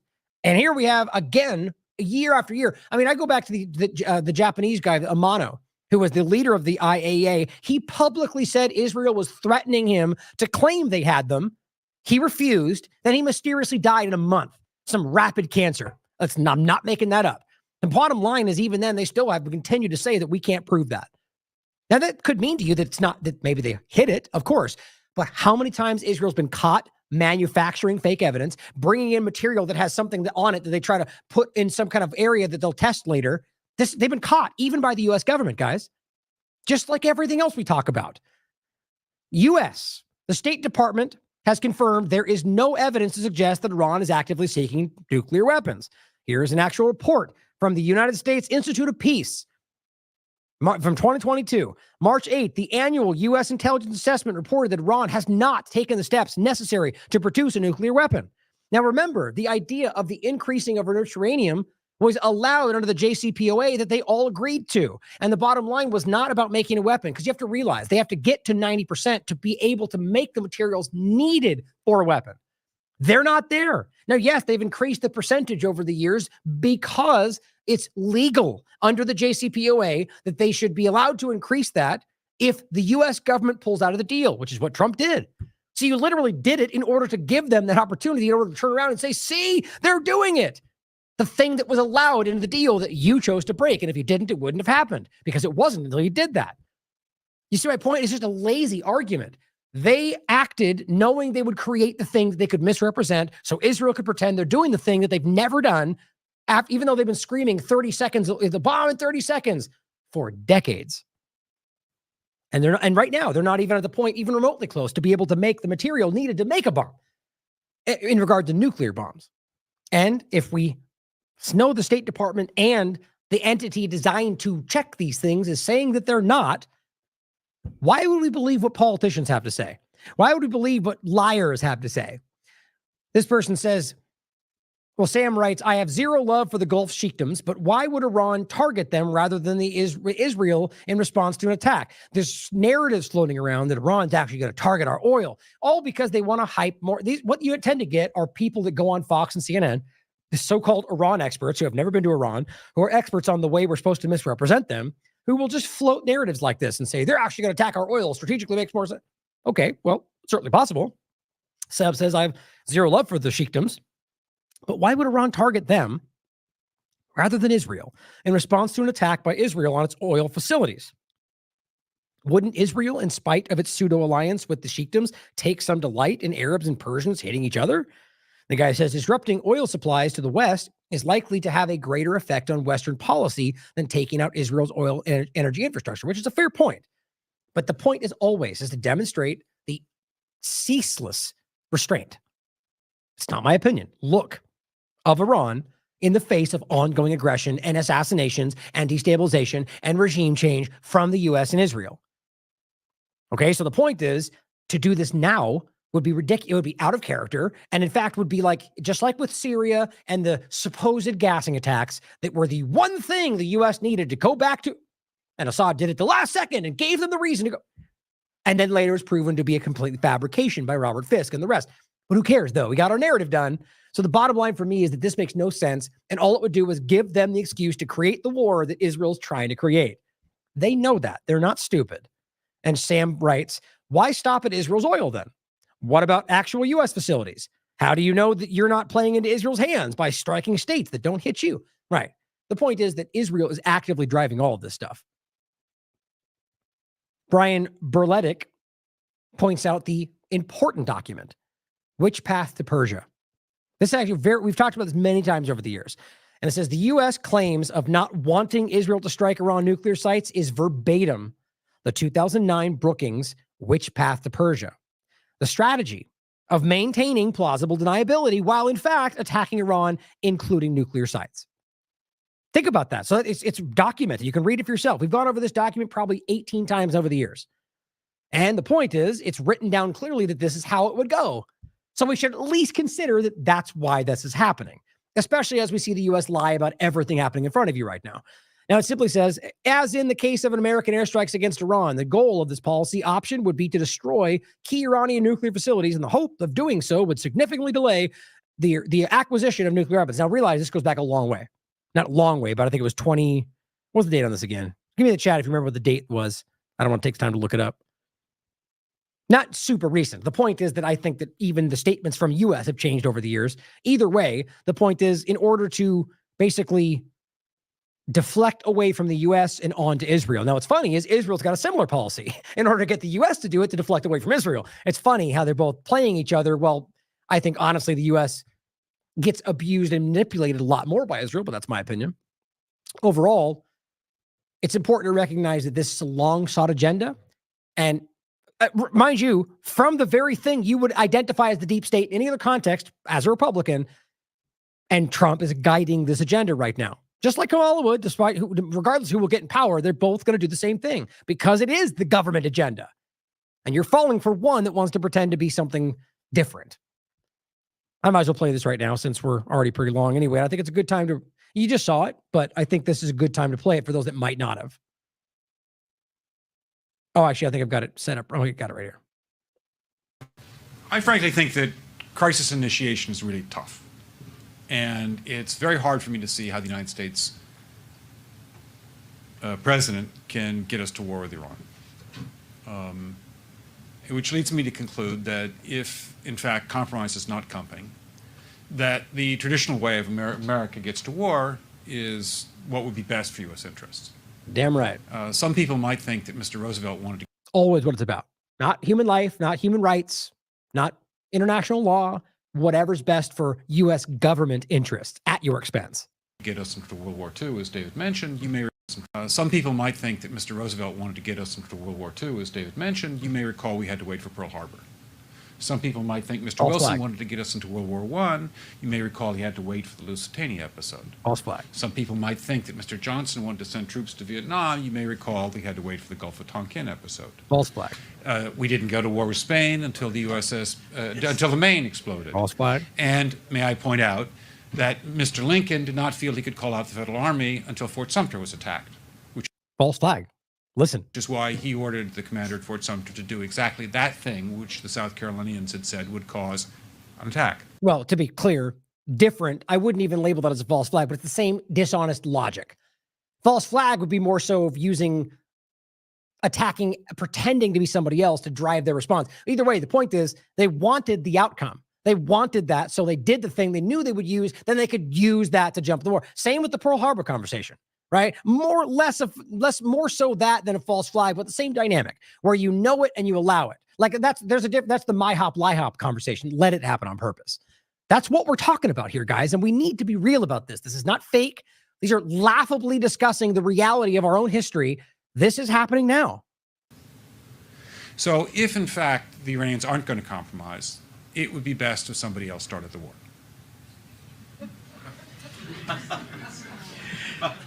But I would just like to suggest that one can combine other means of pressure with sanctions. I mentioned that explosion on August 17th. We could step up the pressure. I mean, look, people, Iranian submarines periodically go down. Someday one of them might not come up. Who would know why? We can do a variety of things if we wish to increase the pressure. I'm not advocating that.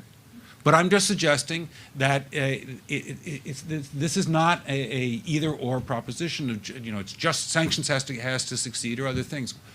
We are in the game of using covert means against the Iranians. We could get nastier at that.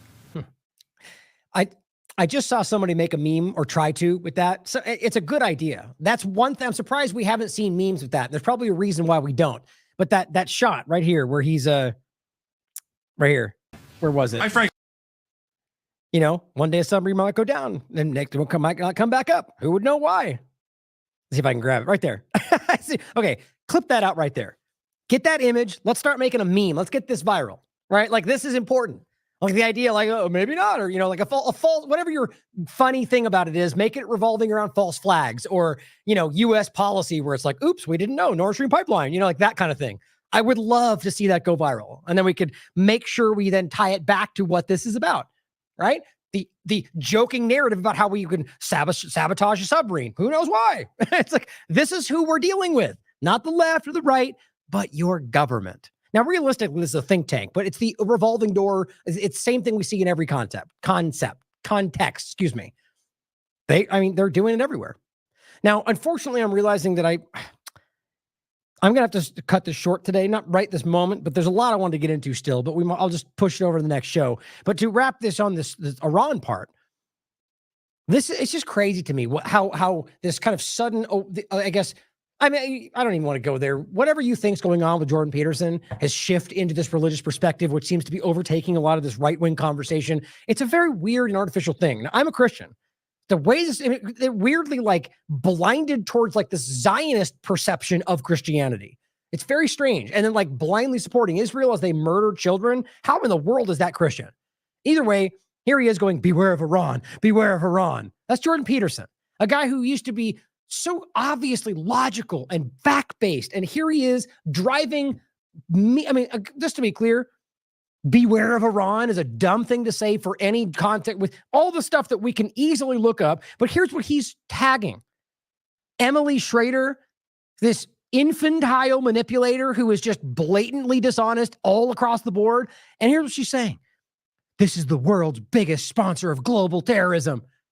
Oh, is he? You mean the group that was attacked by ISIS twice since October 7th? But I thought we were told ISIS is the obvious entity. Isn't that the biggest threat? Okay, if that's not the biggest terrorist group we're talking about, what is then? Because you're not saying they're terror, you're saying they're sponsors of terrorism. So what are we talking about? Even if you want to pretend, which is not the case, that they fund Hamas, no, that's Israel, or Hezbollah, which is not an Iranian proxy. Even if you add them all up, that doesn't even come close to what we talked about with ISIS. You know what the point is? It's clumsy, and there's nothing to back it up. This is a group that's been fighting the group that you guys are funding and creating. ISIS, Al-Qaeda, moderate rebels, destabilization, overthrowing, raping, pillaging, and robbing, Libya, Syria, everything. It's embarrassing how obvious it is, and all she can do is just keep repeating narratives. Biggest state sponsor. And goes on to say he is responsible for the destabilization of multiple countries. Really?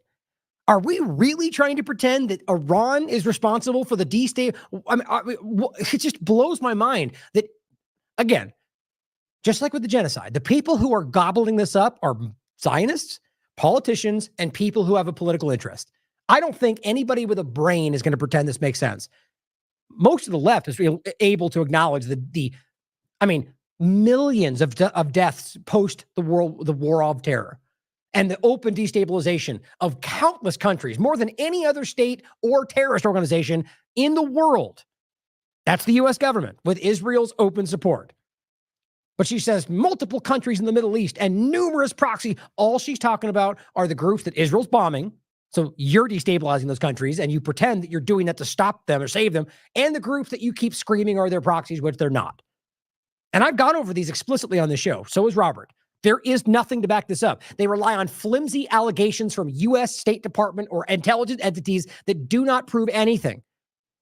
Or how about, for instance, like Soleimani? They love to make these claims, and Trump used them to justify murdering him under a guise of diplomacy in an allies international airport, technically an occupied territories international airport. The point is that he killed Americans. No, what they did was defend against the illegal invasion of American troops into Syria, then went on to actually fight ISIS while you were arming and funding and moving them around. But they love to go terrorism because of what? Defending against an illegal occupation? Well, same points. But they rape and murder and kidnap. Are you talking about Israel right now? Because I think that's what the most obvious point is. The rape, the murder, the kidnapping. You are talking about Zionism right there. But they want to pretend it's only Iran. But look, all of these governments are potentially problematic and are criminal to me. Before you jump to conclusions about me defending one versus the other, I'm simply pointing out that this monster is pointing at another government as if they're doing what they are actively doing right now.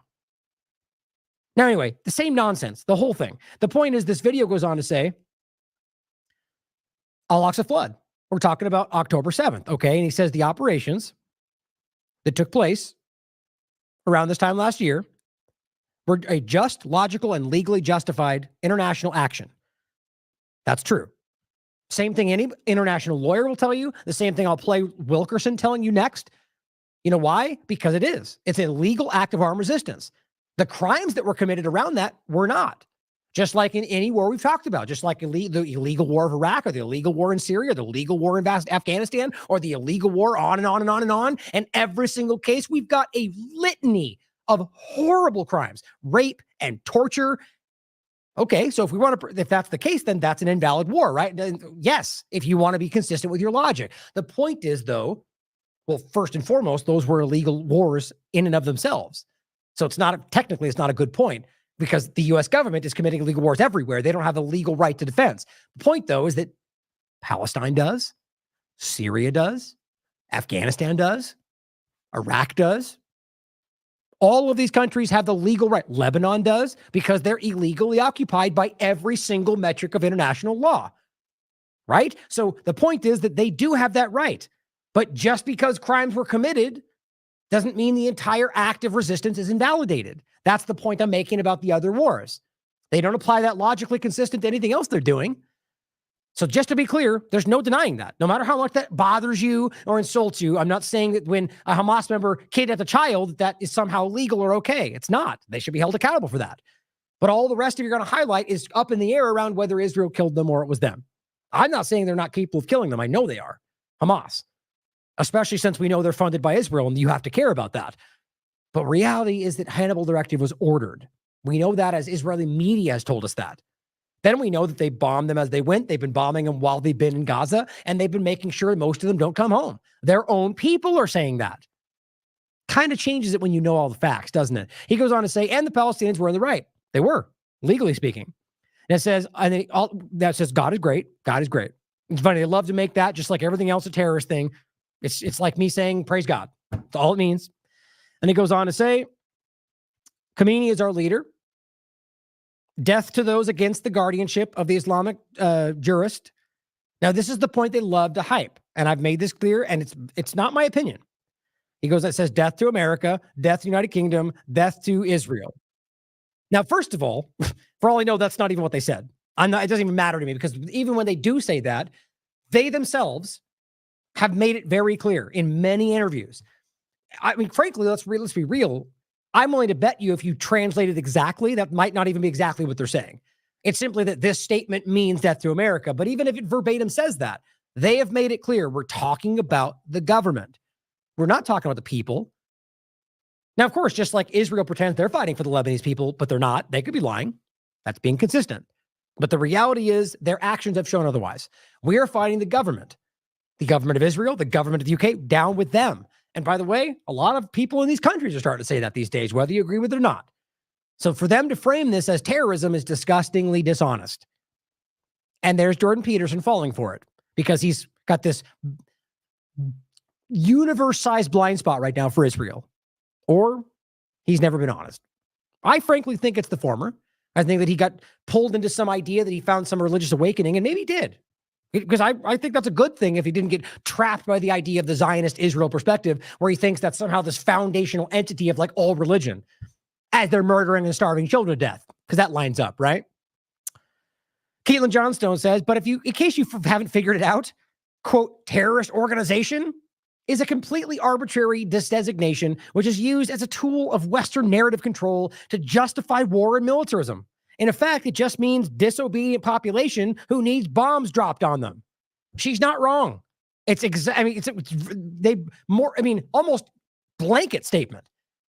Whoever they call terrorists are almost never actually terrorists, and the people that they fight alongside are typically the ones committing terrorism. Now, Kim Iverson, this is the one we just referenced before. Saeed Mohammed Marandi speaking with Kim Iverson. I wanted to play this clip before we wrap. And by the way, this is what just got Rachel Blevins censored. Maybe Kim will get censored. I hope not. But it will show you what we're talking about. Anybody willing to objectively hear the facts on this story, because it is objectively obvious, seems to be getting shut down. You know why? Because it's obvious. I mean, Iran is a nation of 90 million people, almost 90 million people. Israel has about 9 million people. So there's a massive difference here in population and in arsenal. There is no way Israel could win. As much as there's a lot of talk of Israel could defeat Iran. I mean, that is just insane talk, to think that 90 million people are going to be overwhelmed by 9 million people. It's just not going to happen. The terrain size, Iran is huge in comparison to Israel. It doesn't take much to target a tiny country of 9 million people. So I don't see how this would, a war, maybe if Israel has nukes and there's a worry of that, of them dropping nukes on Tehran or something. 100% they have nukes. It's not up for debate. I was actually going to go over that in the show today, but I'm going to push it off to the next I'm going to try to do it tomorrow. But just be clear, there's no question. They've accidentally made that clear like 7 times. It's not it's embarrassingly obvious. I suppose. I mean, what's Iran's deal? Why is Iran not really bad? Are they not able to, or do they not want to? Well, Iran has done a lot. I mean, all of the defense capabilities of Hezbollah, which have not been revealed, they have huge missile arsenals and huge capabilities that are all underground and they're all touched. And the infrastructure in Lebanon, alongside Gaza, the tunnels in Gaza, that's a huge investment and that was a huge project. And the same is true in Yemen and Iraq and Syria. So Iran has put a lot of effort into this. But I think this strike was a strike where Iran intended to hit Israel very hard. And I think they hurt Israel very badly. I think the Israelis are going to hit back at Iran. But the Iranians have said if they do, they're going to hit back even harder. And Iran has a huge arsenal of missiles and the drones because they have created all these underground cities full of missiles and drones. When the Americans invaded Iraq and Afghanistan, this all began because Iran was preparing itself for an eventual war with the United States. So they have far more than enough to deal with the Israelis. This is not a battle that the Israelis can win. What Netanyahu is doing is he's desperate. He wants the Americans to enter the war. So the answer to your question is why would Israel do this? Because they want the Americans in. Why are they invading Lebanon? I think it's partially ideological because of the people around Netanyahu and his government. But Netanyahu is desperate to expand this war to get the Americans. Remember what I was saying earlier? I 100% agree with that, but don't miss the first point he said right there. Robert's pointed this out, that he's being driven almost out of his own control by the Ben-Gvir Smotrich extremist Zionist element to go after Lebanon. They want Lebanon. They covet that territory. It's very clear. So that's one part of it. And I don't think Netanyahu even has control of that anymore. But secondarily, it's because he wants, if the U.S. does not get involved, they're already losing. And they might lose either way. That they don't care about Western brands and Western electronic devices being made by the Americans or Europeans becoming discredited or people moving away. They don't care. And now they don't care about American lives. They want the Americans to get into the war to fight Iran. But this is very dangerous because if the Americans get into a fight with Iran, the Iraqi resistance is going to kick the Americans out. Which, by the way, has already been shown. Dan Cohen was just talking about this. We've already seen Iraqi militia action, which is, I think that's on the precipice right now. I don't know what the U.S. would ultimately do if there was enough support for that push, because legally speaking, they've already been voted out. They already voted them to leave and they just disregarded it. But they said, we should respect your sovereignty, though, while ignoring their sovereignty. But there is a rising effort to push out the oppressor. There will be war in Iraq between Iraqis and the Americans because they're very sympathetic to Iran and Palestine and Lebanon and Hezbollah. But also, all the bases in the U.S. bases in the Persian Gulf will be swept away. And those countries that host them will be swept away because they'll be seen as hostile. So oil and gas, that'll be all gone. And if people think that, the Americans can beat the Iranians in the Persian Gulf, I'd refer them to the Red Sea. If the Americans can't defeat Ansarullah, then they really have no chance. Yeah, against the Iranians, for sure. Right. It's a fair point. Right. I mean, a lot of the things he's saying there is half the reason why a lot of people in the U.S. will just automatically argue that they're the bad guy. Because they see that as somehow a threat to to the government's interest that you've identified as your own for some reason. End of the day, what they're doing is illegal. Bottom line, this idea that Trump drives peace through strength really just means might is right. He's just trying to convince you that them being powerful is more important than the law. Everything they do shows you that. It's rampant lawlessness. Don't fall for it. Don't be small-minded. Recognize what they are is a detriment to U.S. interests in every possible way, and largely being driven by Israel. Now, this is Jerusalem Post as of today saying U.S. is to give Israel compensation if it hits acceptable targets in Iran. I mean, it is pretty meek and pathetic, right? Now, obviously, the point is that Trump, and I would argue, quite frankly, the Biden administration do want that. Like we just read from the Path to Persia document. And this is more so about sort of creating a justifiable, plausible deniability. But, that's just one of the possibilities. And I would argue that makes more sense. But overall, it could just be this. I mean, look at how weak they are in this position. No matter what they say or do or want, Israel just does what it wants. The world recognizes that. It shows you how the U.S. is just getting dragged along into this genocide. Or maybe it's the other way around. If you think that either one could be possibly the reality. But this just demonstrates weakness, quite frankly. What will pay you to not bomb those things? It's pretty crazy. But either way, it shows you that is a possibility, and that should be worrisome for all of us. Now, I'm going to skip over this and talk about, I'm going to kind of rapidly. One point I wanted to highlight just quickly is that Macron came out and was like, we're stopping arms to Israel.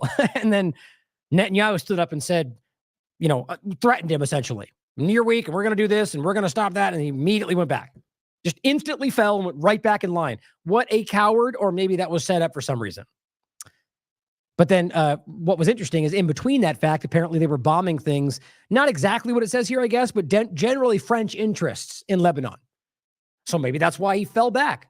They're going to start bombing your interest in Lebanon. I mean, it just shows you they all know what Israel is. He stands up and go, we can't help them, but then they start going after things and threatens them and they fall back in line. How do you misunderstand that? Israel is the problem here. And here's John Bolton, somebody we all should trust, right? Saying Netanyahu is exactly right. Macron should be ashamed of himself, right? Because calling for weapons to stop going to an entity committing genocide is what you should be ashamed of, right? This is what he's who Caitlin Johnstone calls the murder walrus because of his really stupid mustache. Here he is adjusting his glasses because he's so full of himself. But the bottom line is John Bolton is a maniac. He's one of the most, psychopathic. I was going to say sociopathic, but my God, this guy is a maniac. He's the one that drove the limpet mine conversation for Iran during Trump's administration based on nothing but absolute lies and false flag attacks. It still didn't happen. And then it all came out. And he just, this is what Trump allowed in his cabinet. How much you want to bet he comes back in? Bottom line is he's telling Macron, which I think is a globalist lackey anyway, that you should be ashamed of yourself for momentarily doing the right thing. We are led by monsters. I shouldn't say led. We are ruled by monsters. Now, we're going to get into the general point of Gaza and what's going on in Gaza, and we'll go over more of this hopefully tomorrow. I'm going to play this clip to end from Wilkerson. We also are going to talk about some of the information around, just a quick point about this we'll talk about tomorrow, and then Lebanon in general to finish. I just want you to see some of these, because right now it's ongoing. From yesterday into today, just nonstop bombing. In what's interesting, the Dahaya doctrine, the mowing the lawn. One point they're making is they're literally bombing that location. It's the higher location in Lebanon and doing that. It's just kind of grotesque. But bombing, remember when bombing hospitals was bad? Lebanon bombing hospitals, or Israel bombing hospitals in Lebanon. There's not even trying to manufacture narratives. They're just clumsily saying human shields and stuff, and we can't prove any of it. Just like with Gaza, but this time we don't even have the control of it like Gaza. We'll just say it, and the world's going along with it, destroying mosques right in front of us. Here's Blinken saying the U.S. is going to send $157 million to Lebanon. Again, while North Carolina is suffering, but realize that none of it should be happening if we think the consistent point is they should not be sending foreign aid, not just that we disagree with funding Gaza and Lebanon, but Israel's okay, which you're going to get from the Republicans. My point, though, is that you're going to send this over there acting like this is some kind of humanitarian response. I mean, think about how gross that is. I said the growing crisis, which is what he called it. Are you referring to the Israeli carpet bombing of civilians that you are actively obfuscating? Yeah. Secretary Blinken is a war criminal. You're sending the growing crisis is Israel bombing civilians. But here's some money for what we're allowing and arming. I mean, think about how grotesque that is. And then, of course, the point is, as he's knowingly obfuscates this whole thing, remember, this is exactly what it looks like to manufacture refugee crisis and wealth transfer. Don't forget that when 30 seconds later, they're calling them the problem. UN refugee chief, as of today, calls airstrikes in Lebanon violating international law. But guess who won't care? The international community, sadly enough. Bombing with depleted uranium, according to the experts in Lebanon. We'll go over that hopefully tomorrow. Massive warlike combat zone, or like a fortress, which is the U.S. Embassy in Lebanon. It's not a joke. I simply pointed this out with that clip, Are We the Baddies? And it says, look, you're not the government. Listen to this, guys. You're not the government. Even if you're still tricked into thinking your vote matters, and it should, by the way, but they've stolen it from you. Nonetheless, many of us need to ask ourselves if our government represents everything we pretend we fight. If you're really honest with yourself, the answer is pretty clear. It's like a Death Star, guys. We are this is the empire, not the resistance. And as this last point before I finish, she says this is the road to the civilian international airport in Beirut. It's completely blocked off and destroyed. Now, this just adds to the point made before. Remember, Israel said, we're not letting airport flights out because weapons. And then the U.S. Embassy meekly was like, we won't pay for your flight, but you can fly out if you want, knowing that they had stopped it.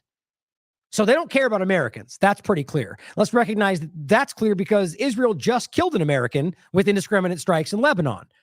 Maybe they would have been alive if they wouldn't have been trapped there by their own government or the meek actions of their government while Israel stopped them. But don't forget that, guys. They literally they stopped the ability to get to the airport. They shut down the airports, and your government refused to pay for you to leave through or even use their own military planes. They said, you can fly out if you want. But when they said that, they knew Israel had blocked it.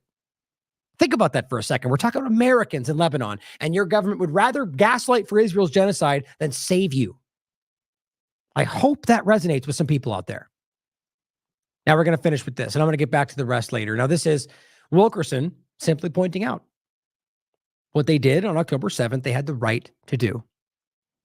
I'm sure that bothers people, but the reality is that's legally the case.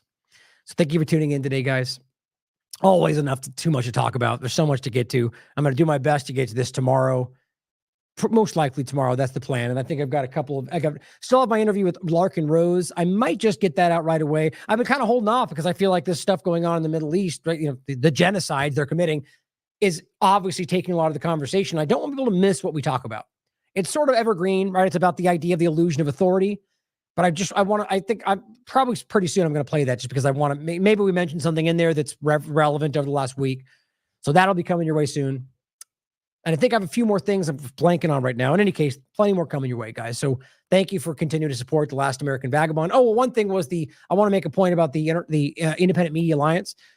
Right now, like we said before, guys, this is all being put together. People are asking, like, what's going on? We had a couple panels. Whitney, Derek, and I still plan on doing our 3-1. It's sort of meant to be like an official announcement. But right now, we're very close to putting out our online presence of it. Like, it'll be like an IMA website location where you can go to get all the people that are involved in it. It's gonna be pretty cool. And so that's going to be coming very soon. We're just making sure it's perfect, making sure we like the way it is, because there's always a rush. There's always crazy things going on. But I think it's important with how much it's obviously threatening to a lot of entities that are already trying to attack it, that we want to just make sure that our ducks in a row, that everything's right. There's no reason. And of course, as we've already made sure, there's no, outside of being able to donate to any of the individuals like already exists, there's no financial element to this. And I don't think there ever will be. That's what we've already discussed. I think that's important because this is not about that. And obviously that will give people ammunition to argue plenty of things. This is about just trying to break through the mainstream alternative media manipulation of things right now. So look forward to that. There's a lot coming your way. I'll leave it there, guys. Thank you for tuning in today. I love you all. As always, question everything. Come to your own conclusions. Stay vigilant. Palestinians had every right to do what they did on October the 7th. Israel has been under the UN Charter as an occupying power and under Geneva since 1967. It has never fulfilled its responsibilities as an occupying power, never intended to fulfill them. In fact, it has dispossessed the Palestinians of their lands, of their orchards, destroyed their homes, killed their children. It is an irresponsible, under the law, occupying power. Therefore, the Palestinians had every right to do what they did on October the 7th. Every time that F-16 flies over Gaza and drops that 250-pound bomb and kills that child, you are guilty, America.